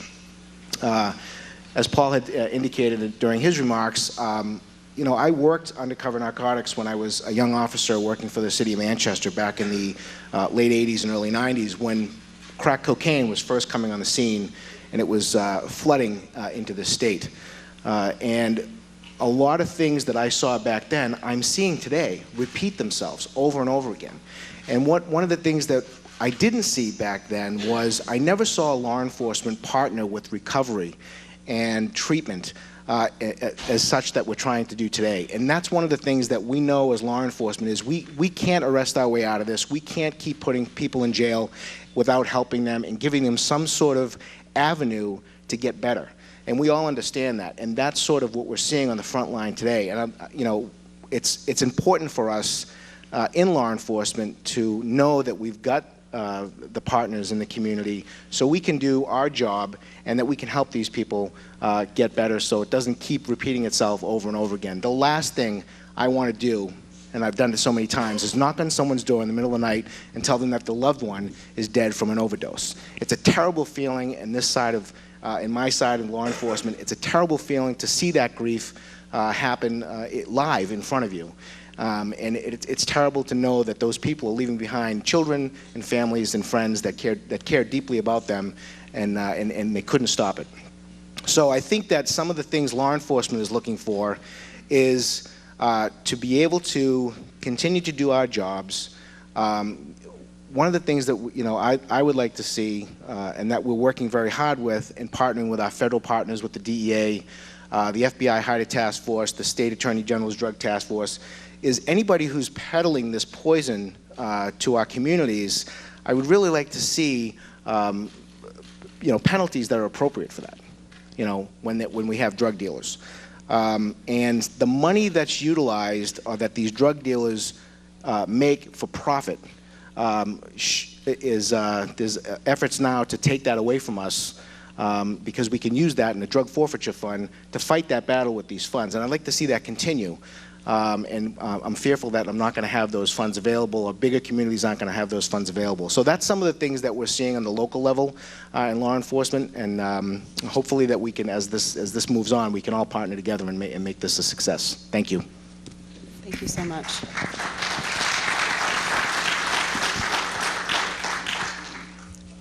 As Pastor Davis mentioned earlier, and I wholeheartedly agree, the face of this, the sort of not losing sight that this is our loved ones, our moms and our sisters and our families that we are sort of talking about at the end of the day. So we are so delighted to have Doug with us, who has, from a family member's perspective, really sort of shared the impact on his own family. So Doug, can you give us a few words? Sure. I'd like to put a pretty face on this problem if I could. It's my daughter. We lost her in late 2014. And all of last year I spent going around touring, telling people what it was like, what the signs of addiction were, the things that she had done to our family, and the devastation. But this year, I'm speaking about recovery and about the things that are being done to change this, to erasing the stigma and making changes. I'm a member of the Kingston Lions Club, as was Courtney. She was a charter member of the club. And we're having our first ever golf tournament this year, and we're donating the proceeds of that golf tournament for substance abuse recovery services and education. And that's a giant step for somebody like the Lions. There's 1.3 million Lions in the world. And I'd like to challenge all the Lions to pitch in and to contribute to this cause, because although we're known for sight and hearing, this is a vital thing that's happening in our country. We need to really help save these kids. We're losing a whole generation. 129 people a day are dying from overdose. Also, in our church, we have Pastor Aaron Goodrow, who has a service for our church the third Sunday of every month for addicts and their families. And now we're averaging about 60 people a month that come in, and there is no stigma in our church, and we have active users, we have people in recovery, we have folks that have lost their families. It's a real grassroots effort, and other churches are coming and seeing what it's about, and I think it's spreading pretty well. It's a great service. We have Project Recovery, which is planning to open up the Women's Sober House. So we're very active. We have people like Holly and Eric Spofford, who's doing great things for our state. Because the government can't provide enough money to get us out of this jam. We need corporate America to step up. We need the people to step up. We need the grassroots efforts to continue. And after next Tuesday, when all the big guys go away, nothing personal, we still need to keep this fight up. We really do. Thank you very much.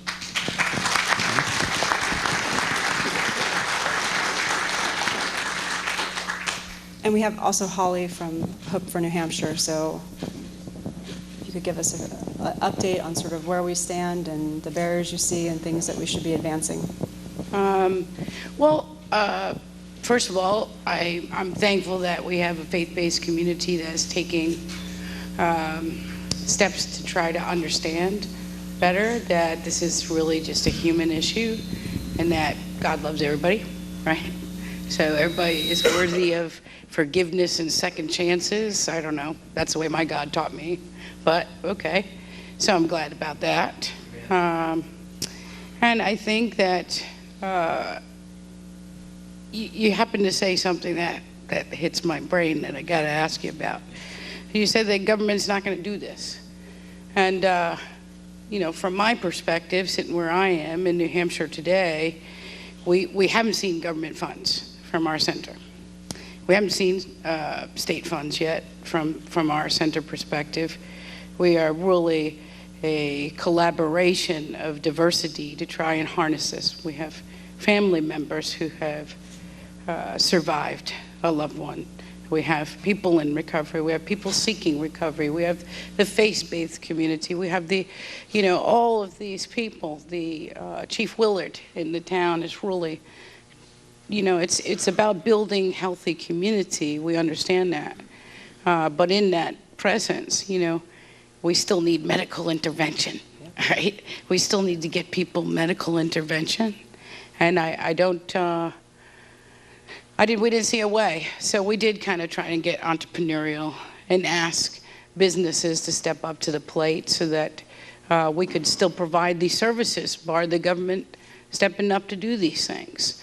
And there's been some great businesses to show up to the fight and say, yeah, we want to offer recovery services to our employees as well. Because as we know, most of the people that meet the criteria for substance use disorder are working, right? And they're in their families and they're doing their things and they don't reach out for help. The faith-based community is largely there for the people that will walk through that door, but there's other doors to walk through. So how are you going to get government to support those health initiatives in conjunction with the community efforts and the peer movement?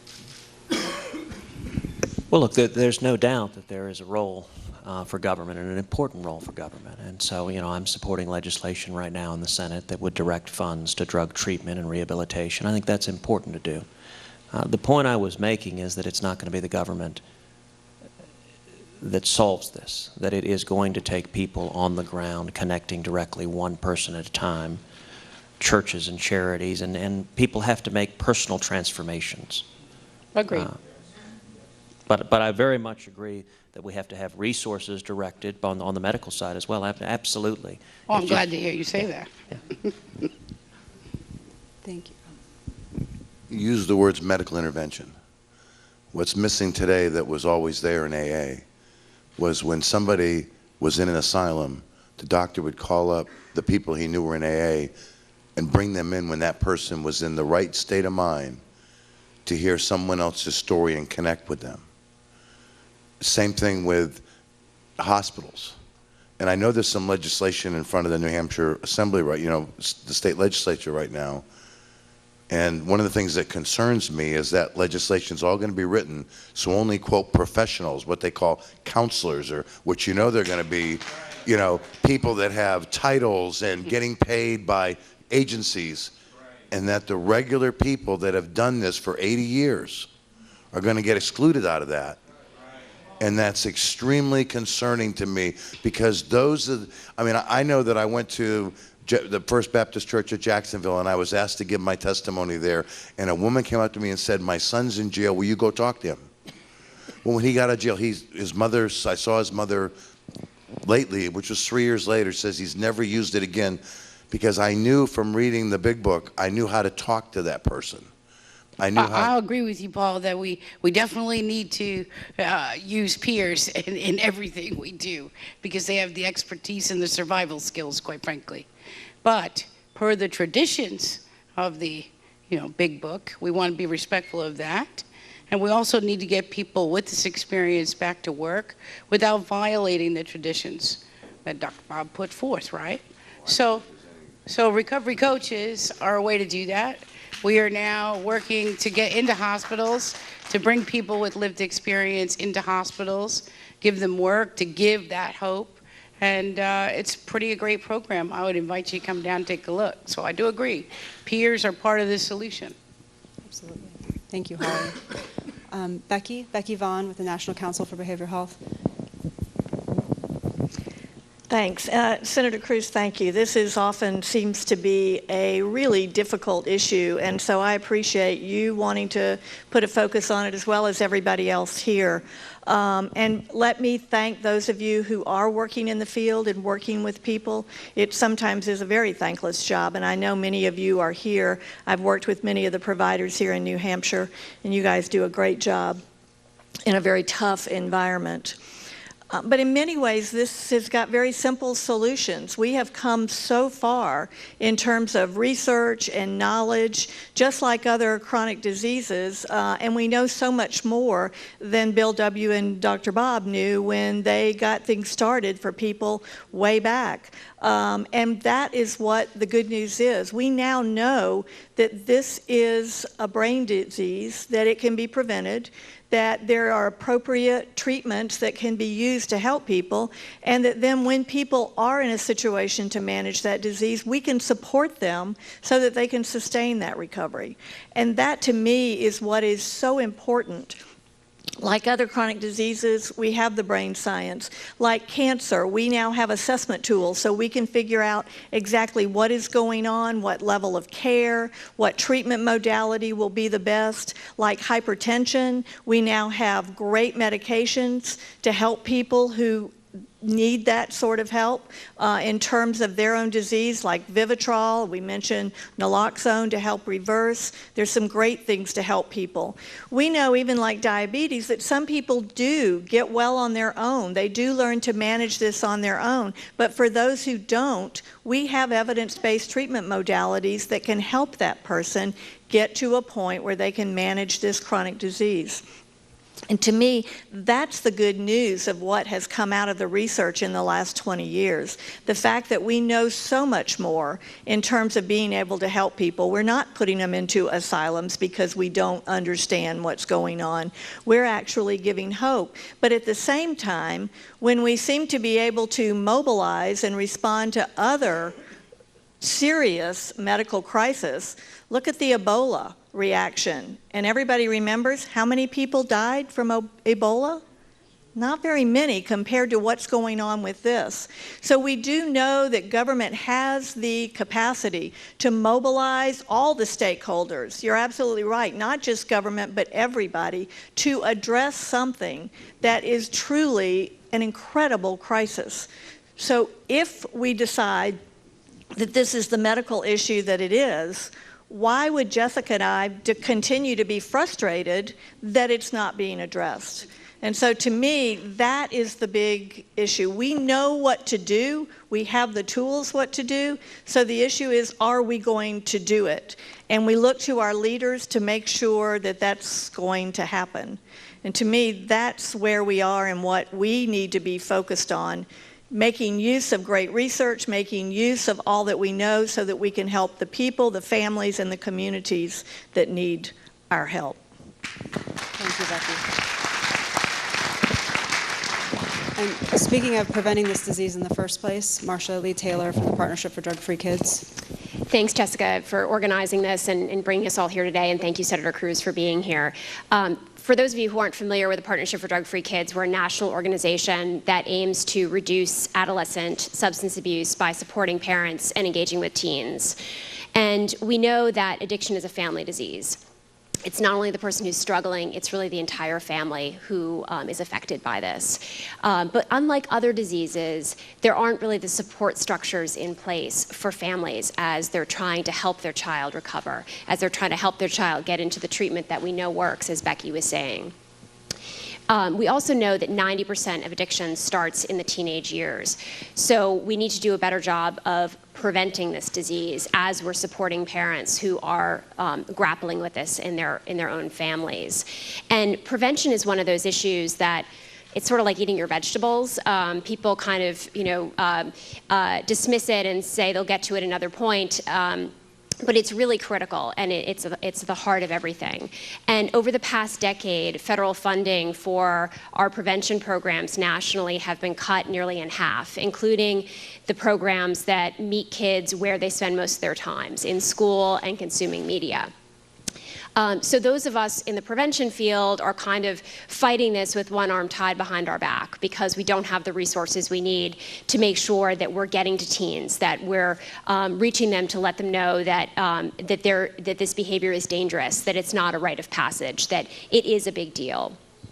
At the same time, at the partnership, we're trying to help parents find help for their kids. And we provide them with resources online that translate the best science into really tangible, actionable tips and tools. But one of the big frustrations that parents have, and a lot of the parents that we deal with have lost a child or who have a child who's struggling and really are having a hard time getting help for them, one of the issues that they're really angry about is the medical system has failed them, and it doesn't take their problems seriously.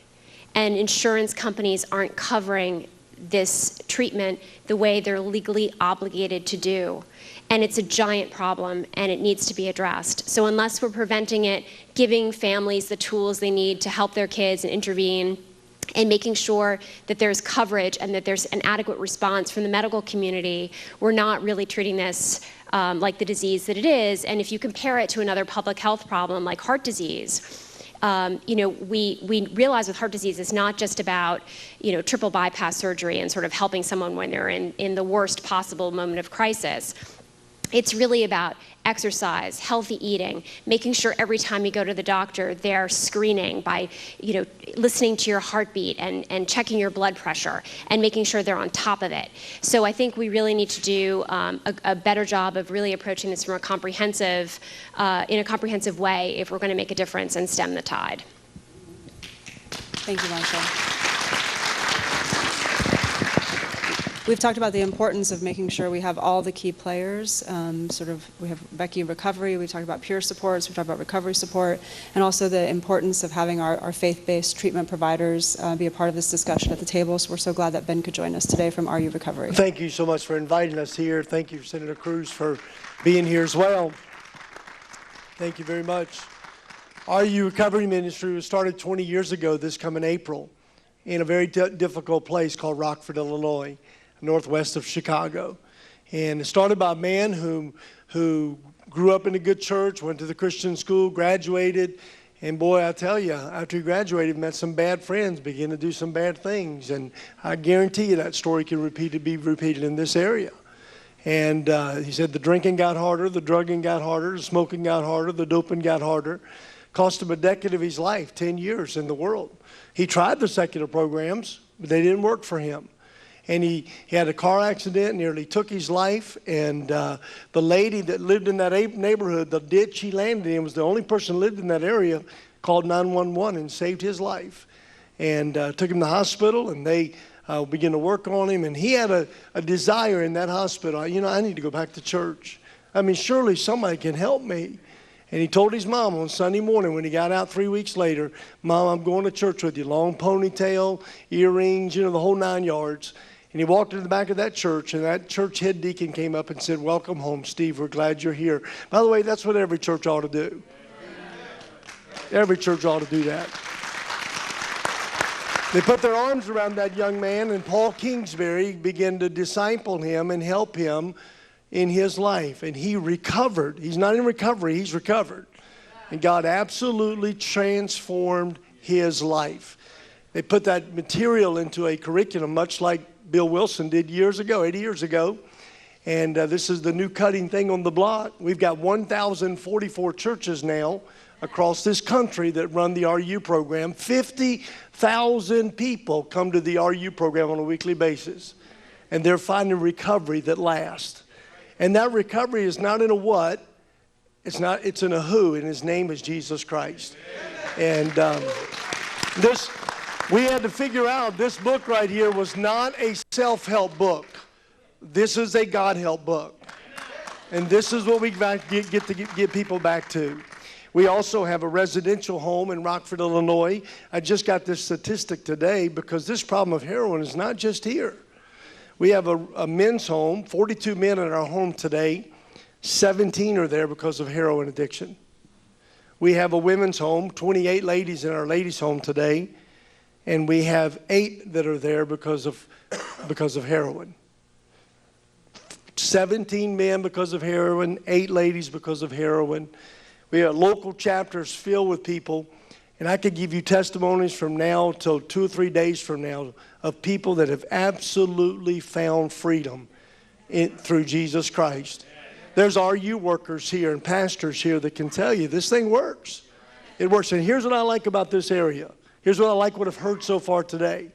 It's going to take some meekness for us to get this problem solved. Paul said it this way, and the servant of the Lord must not strive, but be gentle unto all men, apt to teach, patient, in meekness, instructing those that oppose themselves. That's who we're trying to help, the people who are opposing themselves. Then it says this, if God peradventure, you see, we've got to bring God into the picture. We're made a trichotomy, a 3-part being, body, soul, and spirit. But it's never that way in the scripture. It's always spirit, soul, then body. We put so much emphasis on the physical. We put so much emphasis on the psyche. But the answers, everything else lines up when you approach it from a spiritual standpoint. It's amazing. And that's what we're finding in the RU class and the RU program. And we're just excited to be here. And the meekness that we experience. And here's what the verse says. Listen carefully. If God peradventure will give them repentance to the acknowledging of the truth. They've got to be faced with truth. They've got to acknowledge the truth. And boy, when that happens, there's a transformation that begins. Amen. And then that they may recover themselves. You see, they got to have a part in this too. The addict's got to want it. Faith-based isn't for everybody because some of them just don't want it. But the ones who do, thank God we can work with sheriffs like this one and people across this country that says, hey, we'll court order people to you. If they quit, then we'll put them in jail. We got people right now in our homes that they have to be there. RUhomes.org. They have to be there because they're court ordered there. And there's communities across America that's facing the same thing you guys are facing. And you can't leave the faith-based alternative out. Pull them in. Work with them. And you will see the same kind of incredible success that we're seeing. I'm talking like 86% success rate.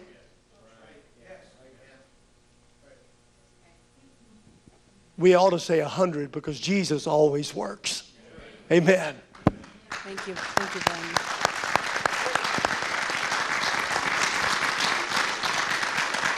Now, we have a couple questions for our roundtable just to start a discussion. So please, some are directed and please chime in. So first, families are very frustrated with how difficult it has been to navigate the system and get help for their child. What would you say to these families, and what steps would you take to ensure there is more support for families who are struggling to find help for their child before it is too late? I want to pass the mic around. Becky? No, you're absolutely right. And part of the problem is because this has not been treated like the medical issue that it is. I think as we move forward with more and more people having insurance and our new parity regulations that require this to be treated along with mental illness in the same way, we will begin to see better resources. I always tell the story of the mother who saw signs of diabetes in her son. She was a good mother. She had tried to protect him and prevent this, and he had made some bad choices in terms of lack of exercise and diet, but she recognized it. She knew what to do. She could talk to the doctor about it. There were support groups. There was all kinds of help for her to intervene and take care of her son. Unfortunately, on the other side, the way things have been, another mother, just as good a mother, who tried to think about prevention of drugs, but like has been said here, a lot of times parents don't have the tools to know how to talk to their kids about it, how to talk about prevention beyond just say no. And so what happens is, again, this son made some bad choices, ended up with this disease. The mother is beginning to see, but doesn't have a support group, doesn't know who to talk to, is embarrassed because many people blame the parents when this happens, and so the child does not get the help they need because of the situation. As we move forward, and this is part of everybody's insurance card, whether it's Medicaid, whether it's other types of insurance, no matter what it is, and people begin to realize, oh, this card is good for hypertension, this card is good for cancer, cancer, and oh, this card is good for addiction, and this card is good for mental illness. I think we will begin to see how the system works better. People can get the help they need, but it will take everybody having the attitude that this is the disease that it is, so that people can get the help, so that we reduce the stigma that is the biggest barrier currently to people getting treatment. And so my goal is that every child is touched by prevention and that treatment is available on demand, appropriate treatment. The good news about treatment is there's not just one way. There's no wrong door. Many people do get well in some fabulous faith-based organizations, but other people need other types of treatment. And so other people get well from acupuncture. We need to make sure that all modalities are available on demand when they need it, just like it's the case for every other chronic disease. If I could add one thing to that, just shortly before my daughter passed away, our insurance company actually used the phrase that it wasn't a matter of life and death, so she wasn't covered. We have no way to hold them accountable for that, but we didn't know what to do. And I'm sure that there's a lot of families in New Hampshire that are in the same boat that we were, not knowing what to do and just running up against a brick wall. And I don't know if insurance companies have the first person there to just try to rebuff you, to get you to go away. You know, I don't know what the proper approach is. And when you Google, there's nowhere that tells you, you know, how do you deal with your insurance company when you have a child who's begging for help? What we're seeing in AA. Here you go. What we're seeing in AA is we're seeing 23 and 24-year-olds that have this insurance now until they're 26 that are gone through 11 treatment programs. And it's almost like they do it to get a rest. So they go rest in a treatment program that gets paid for because they're now on their parents' insurance till they're 26. Now, AA is not a, we're not user-friendly in a sense. But by that I mean, we believe people have to be left to hit bottom. You have to leave your kids to hit bottom. You cannot continue to have your child come home. You cannot continue to support your child. Your child will find, and they can't keep going back through these revolving doors of these treatment programs. That's not helping. And we're seeing that, you know, and I go to a lot of meetings, and I have a gentleman that I'm very close to that was my sponsor for a while. I mean, he's been in sober for 35 years. He handles treatment in the greater Jacksonville area. He's the executive director of Gateway, which is all of our detox, a number of treatment centers. And he was going to come up here for this but couldn't, and just told me to address this issue, that you got to let these kids, you got to let them hit bottom. You can't, and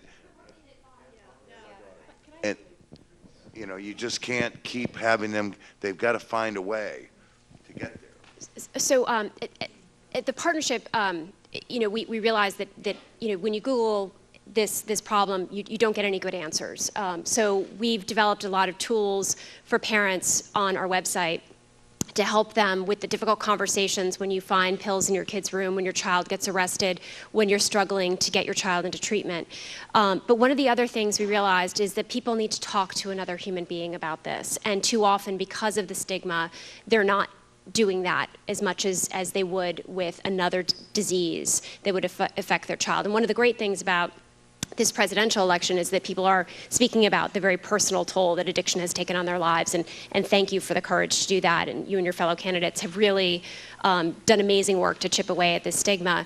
But one of the things that we've done at the partnership is created a toll-free helpline for parents at 855 Drug-Free, where people can talk to a licensed social worker to get concrete ideas about where they can turn in their community, right questions to ask. Is this treatment program going to be a good fit? Do they work with adolescents, et cetera?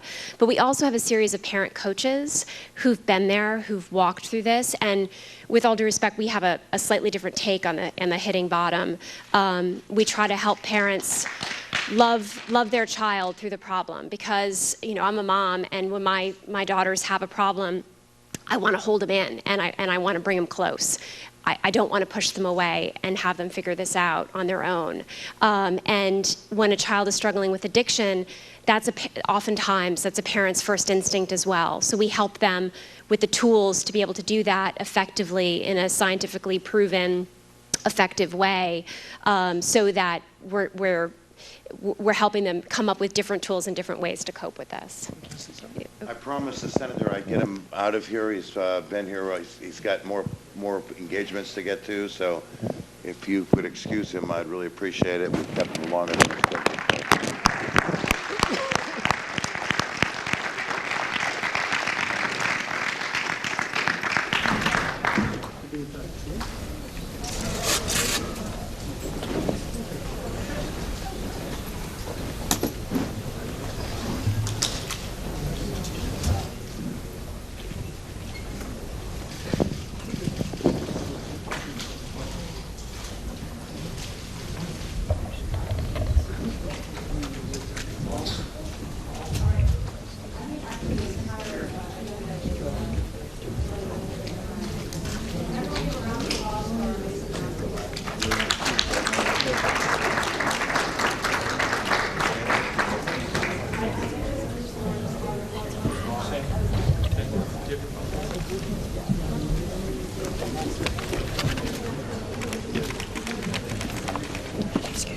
Does this one work? We just want to thank our roundtable participants. I think this underscores how important it is to look at this as a comprehensive issue, and we need to have every single sector engaged and not leave anyone away from this table, so we can really find solutions and new paths as we work on this epidemic together. So thank you so much.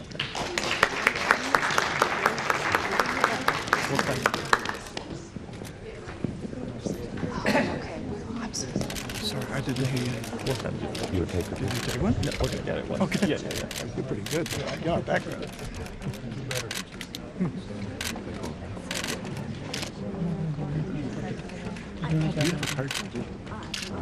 Maybe. We're in Florida right now. Fort Myers being in front of Fortune School, 18,000 students.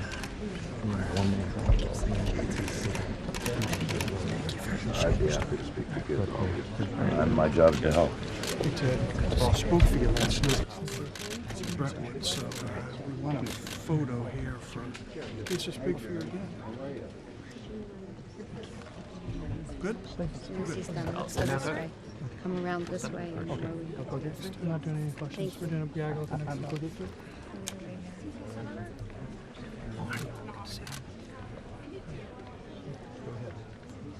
He owns our Camp Cruz here. He's been very helpful to us down there. Thank you for being here. You want a picture with me? Yeah, sure. Here, Sam, take it. Okay. Well, I'm ready. I got the camera. I'm ready to go. Take somebody first. Could you do one for me? Thank you. Oh, here we go. Thank you so much. I'm just going to do a selfie. Senator, we're praying for you. Thank you very much. Thank you, sir. I will just do a selfie, okay? And we'll do this down there. Okay. I'm sorry. Okay, look at this guy right here. Could you do one for me? Thank you very much, God bless you. I am pleased to introduce Deborah Simpson. Thank you. Thank you very much. I'd love to share a story, and thank you so much for your support. Senator Cruz, we're still praying for you. Hey, Brother Carlson. Yes, sir. Need a picture? I got you. She's the founder and CEO of Save No Law. Thank you for signing my son's Constitution the other day. I've been 40 years with Maryland, 38 years in sobriety, and I've always felt that a 20% reduction in drug addiction would balance the budget. Could you sign this one? The multiplier effect. I'd like to just actually say briefly, I've had a tremendous amount of Thank you. We're praying for you. pain associated with this. I'm just never voted Republican because I don't have my service dog with me. This is My just tragedy is a little really bit touched different. your story too, Back and then, I was running a company, software company, in over addiction 2000. has definitely touched my life. I'm part of IO, and I just really appreciate you sharing your story. I'm here. That is not We also need to work on housing for recovering addicts because landlords don't like you. painkillers in the house. Yeah, Nice to meet you. Thank you very much. Thank you. Can I just grab a real quick picture? Ma'am, we're doing press at the next event. We got a gaggle press gaggle at the next event. Thank you, Senator. Thank you, Senator. A nightmare. That's all I can say. It's an absolute nightmare for a family to go through. And that's what my family experienced. I'd like to tell you another story, briefly. My best friend for 35 years. We had our babies at the same time. She had Danny and Rosemary. Danny, I don't know if anyone knows Brock O'Hearn, but Brock O'Hearn Danny was a blonde Brock O'Hearn, 6'6", black belt in karate, and he got into drugs. Danny, my kids separated during the teenage years. Danny got heavily into drugs, got put in jail overnight, could not handle the Oxycontin withdrawal, walked over to the Santa Rita Bridge, hung there until a semi came and dropped. That's what happened to my best friend's son. The most amazing young man, smart, intelligent, and the withdrawal from Oxycontin killed him. My son has been through 4 rehabs. He's been on heroin. He's been on meth.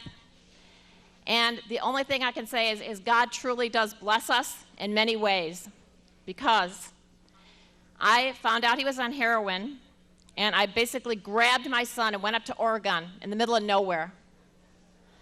And I went through withdrawal with him, which is an incredibly ugly experience for any person, parent. The TV cannot demonstrate the pain and the suffering that you go through when you're going through heroin withdrawal.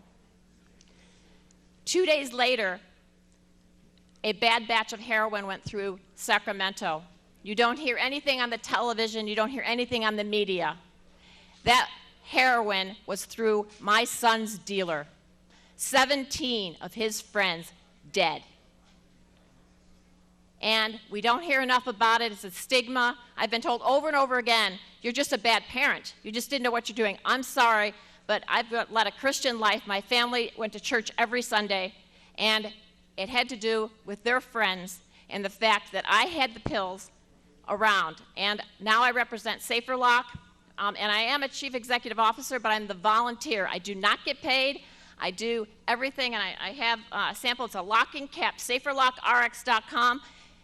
I'm all about prevention, preventing those teens from getting those first drugs. I can't tell you about, if you just lock it up, your kids are good. They don't want to disappoint you. But you know what? They go there and take 2 or 3 pills at a time because they know that you'll never catch them. You keep it locked up, and they're not going to take them because they do not want to disappoint you, and you're going to save lives. Thank you very much.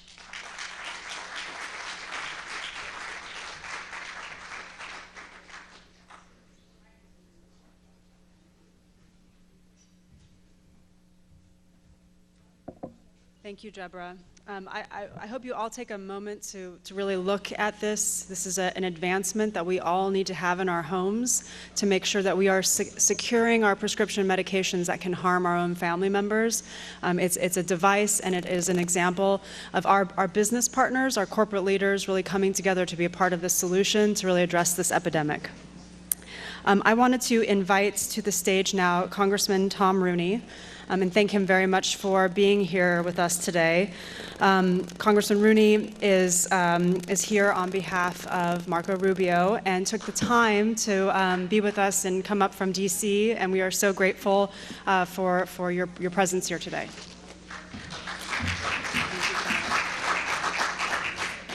Thank you.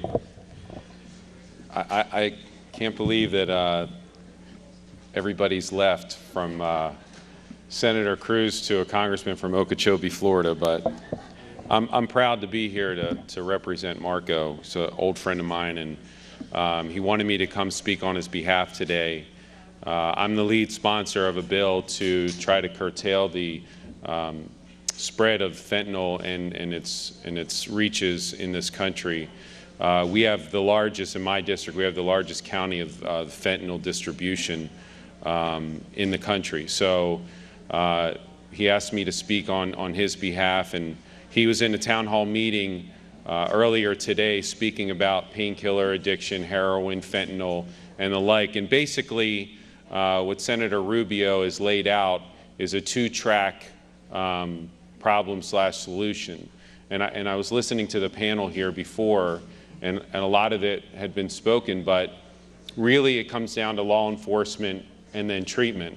And what Marco has talked about is that with law enforcement, trying to figure out who are the bad guys, whether they be the drug cartels that we talked about, who are trying to supply some of these drugs illegally through various channels, whether it's across the borders, or in the case of Florida, as we saw, these pill mills with doctors who were prescribing copious amounts of painkillers. People were driving from all over the country down to my state.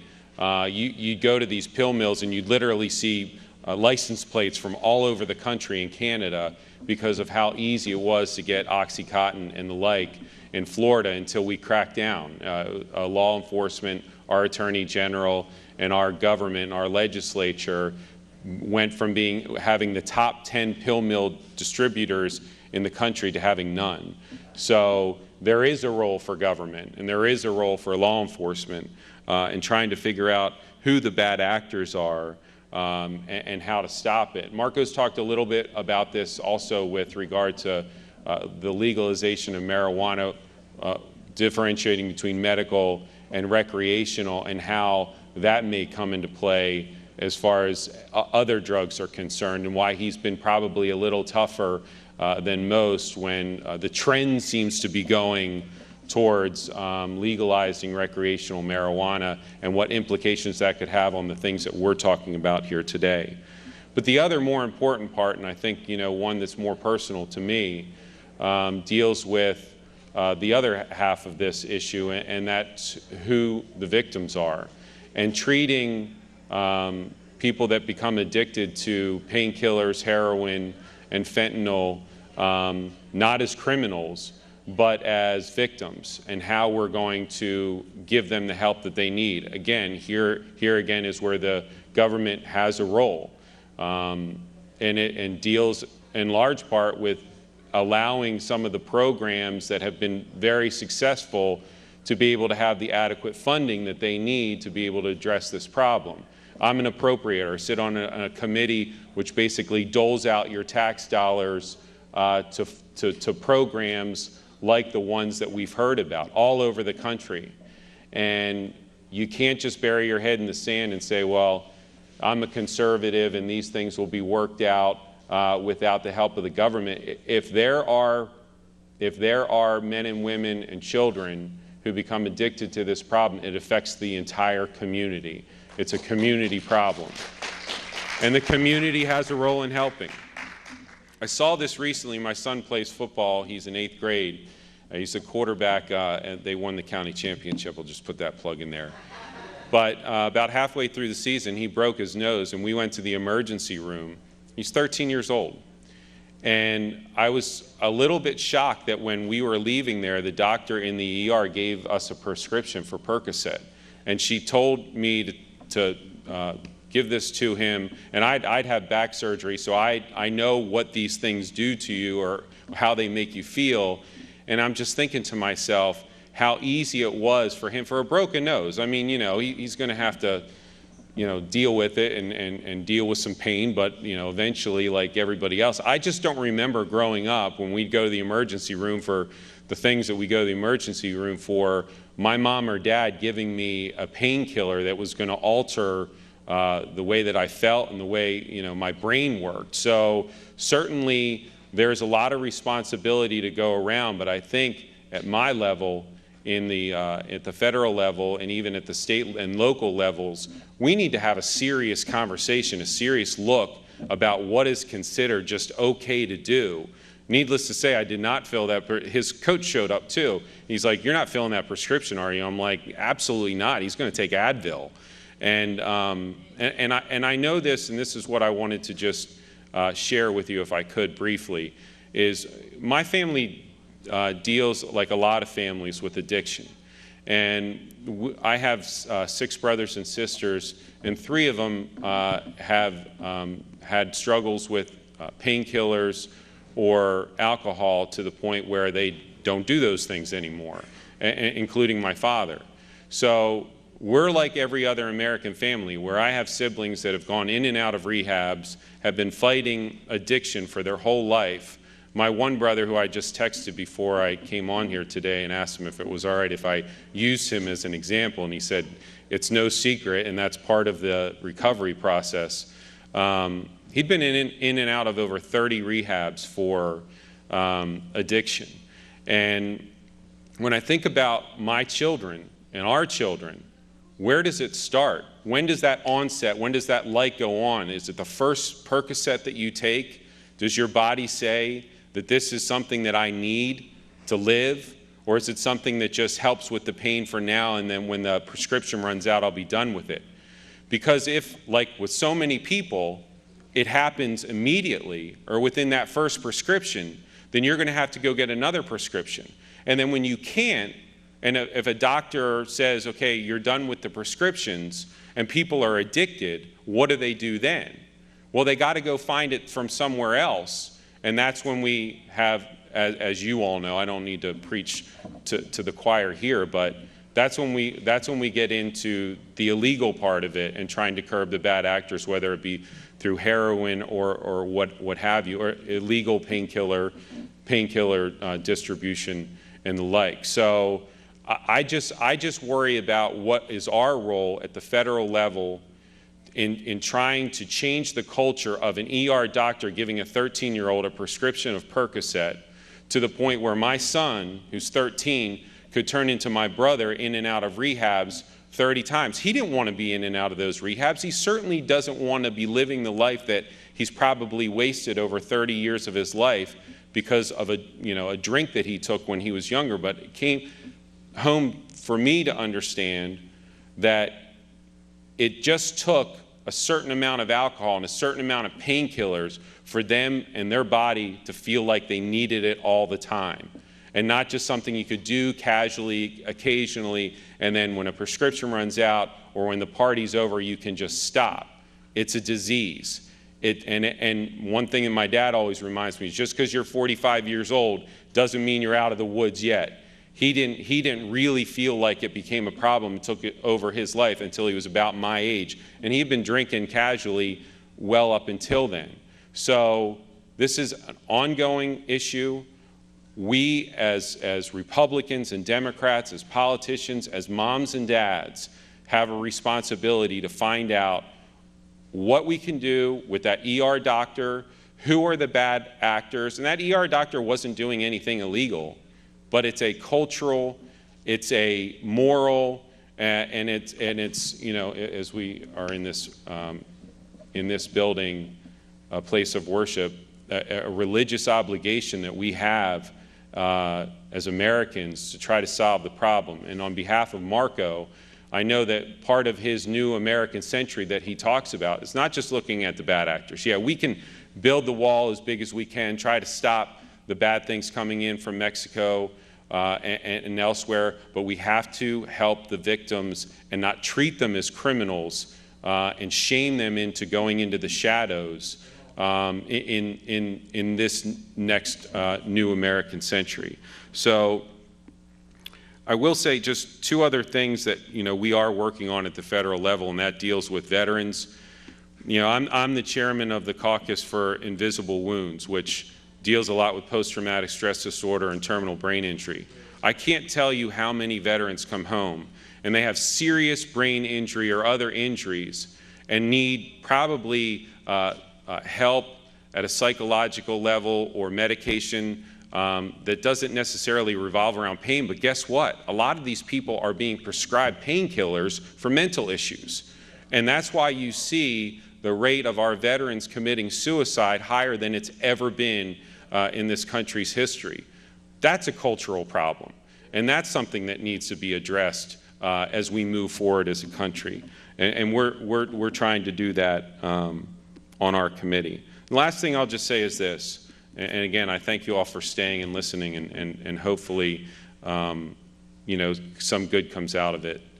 But I've been around addicts and alcoholics and people that are addicted my whole life, in my family and my friends, as have you in the audience.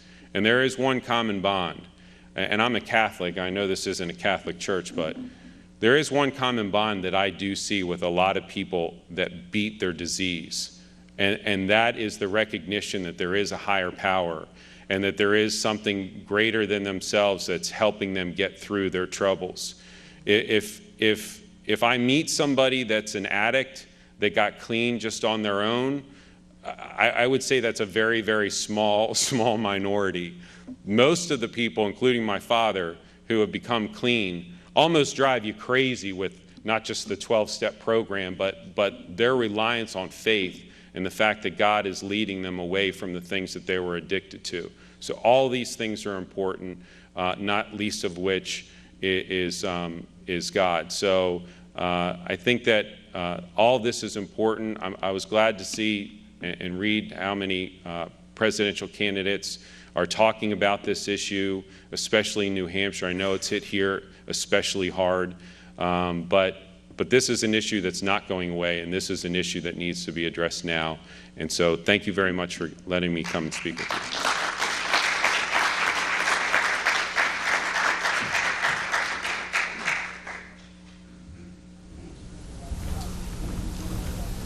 Thank you so much, Congressman Rooney. We also have former State Senator Eddie Edwards here, and we're so grateful that he's here on behalf of Republican presidential candidate Dr. Ben Carson. I also am glad that you're able to share us your personal story and your experience on the damage addiction can cause to a family, and thank you for taking time and staying.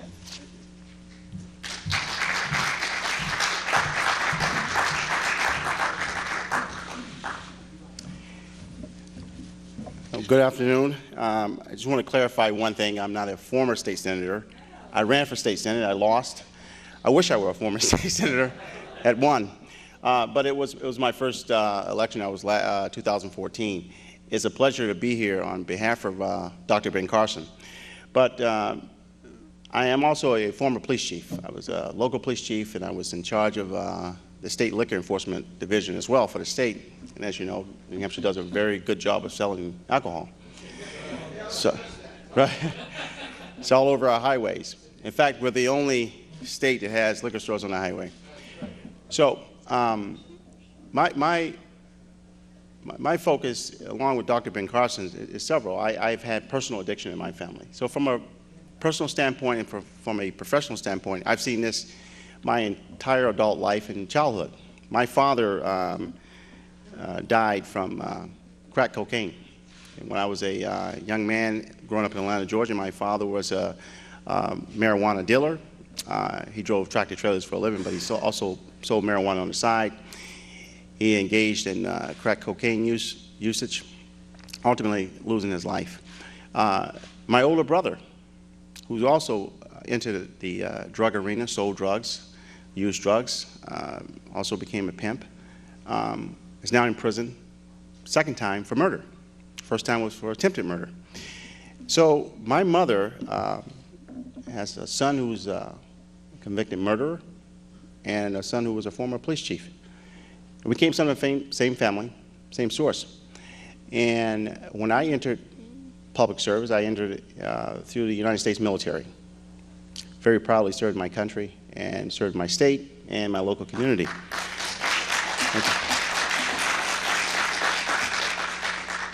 And I have to say, after listening to some of the comments today and being with Dr. Ben Carson, one of the things that we lack in leadership is moral courage. You know, and it's very disappointing, to say the least, that we have people seem to care about those who suffer some substance abuse, those who suffer from mental illness, only at the time when they're running. Right? Dr. Ben Carson, his faith guides him, like most of our faith guides us. And so when you realize that, you realize you have a moral obligation to your fellow man. And in our state of New Hampshire, if you talk to the Commissioner, Bill Wren, of New Hampshire State Prisons, you realize that 85% of our prison population is there for mental health and substance abuse. 85%. We spend over $200 million on our prison. $200 million in this state here. New Hampshire, and you might be surprised to know this, but New Hampshire has the fastest growing prison rate in the United States. 8% growth in our prison rate. 8%. And so while I certainly appreciate law enforcement, it's been my passion, it's been my career, this is a medical public health issue. It is not a law enforcement issue. And to use a law enforcement tool, the only thing we have in law enforcement is to arrest you and put you in prison. Now, there are pieces of legislation being worked on right now, and our state is going to spend an enormous amount of money fighting this issue. And we're going to spend quite a bit of that money in enforcement. And I'm not here advocating taking money away from enforcement, but I am advocating, let's do something different. Let's do something a little different. Let's put a lot of money into prevention and treatment. Putting more money into prison, and I have to tell you, I visited my brother twice in prison. The first time he got 8 years in prison for attempted murder. The second time he got 15 to life. I don't know any person who's been to prison who said, I'm not going to engage in criminal activity because you moved the sentence from 15 years to 30 years. That's just an extended cost onto taxpayers. It's not solving the problem. If we were to put more money into preventing this problem from happening, it would cost us less on the other end. And when we look for the bad guy, who's the bad guy? 75% of all first-time heroin users now started with prescription drugs. The bad guy's not some creepy guy hanging around the corner, like my brother and my father. This is a guy or a woman wearing a white robe. Why? Because the pharmaceutical companies in the late 80s started promoting drugs directly to consumers. Before, the pharmaceutical companies promoted drugs to doctors. Your doctor prescribes your medication. Now, they go directly to consumers. This is all about money. If you look at the amount of money being spent on advertisement, I think it's close to $4 billion is spent on pharmaceutical drugs. We are actually engaged in selling sickness to people. So we think we're going to solve this problem by saying, let's put more cops on the street, more prosecutors, and build bigger prisons. That's not going to solve the problem. And meanwhile, we have the doctors who are getting away with this. The pharmaceutical companies are getting away with this. 90% now of heroin users are white. 90%. Young white men and women aged 23 average age 23. We are just starting to destroy our youth, our children. And shame on us. Shame on us for letting people pass legislation that says that we need to put more emphasis on arresting people and incarcerating people. I don't think we should let people not, advocate for not holding you accountable for your actions. You should be held accountable for your actions. But we should be smarter about this. You know, I picked up a Life magazine from 1970. And heroin, it was a heroin epidemic in New York City, 2 grams a day, 1970. You know what their approach was to resolve the issue there? Let's arrest more people. This is about prevention and treatment. And when people say, let's take away the stigma, most people are embarrassed to say that. Most people are embarrassed to say they have a drug addiction, they have a substance abuse problem. I talk about this because it's personal to me. I talk about it because it was my profession. And I can tell you, as someone who has enforced liquor laws in our state, I was also what they call a DRE, which is a drug recognition expert. I trained other police officers to detect drugs when people are under the influence of those drugs. I advocated for prevention my entire professional life. Let's put more money there. The State Liquor Commission in this state spends close to $3 million on advertisement. Or something you have no other choice but go to the state to buy it. So we spend $3 million on that. We spend about roughly $100,000 on prevention. We've reduced our prevention to a commercial once a year around prom and graduation season and a couple of posters and the DARE program. That's not prevention. Not when you're up against $4 billion in advertisement. It's not prevention. So it's no wonder we keep having the same problems.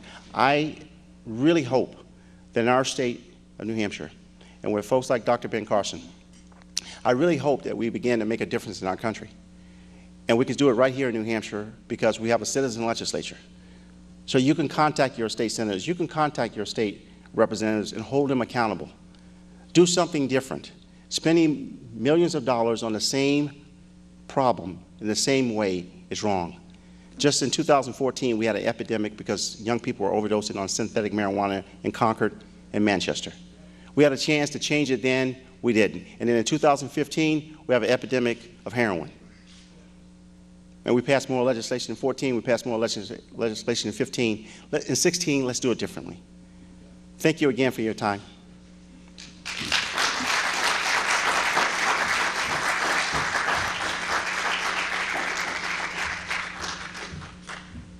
Thank you, everyone, for joining us for the roundtable discussion today. We appreciate all of the great participation by our panelists and our speakers, for our presidential candidates that were able to stop by today, including Senator Cruz, surrogates for Dr. Ben Carson, Senator Rubio, and Secretary Clinton. We're so grateful for all of your time, and we will post the videos and the information and more info on addictionpolicy.org. Thank you.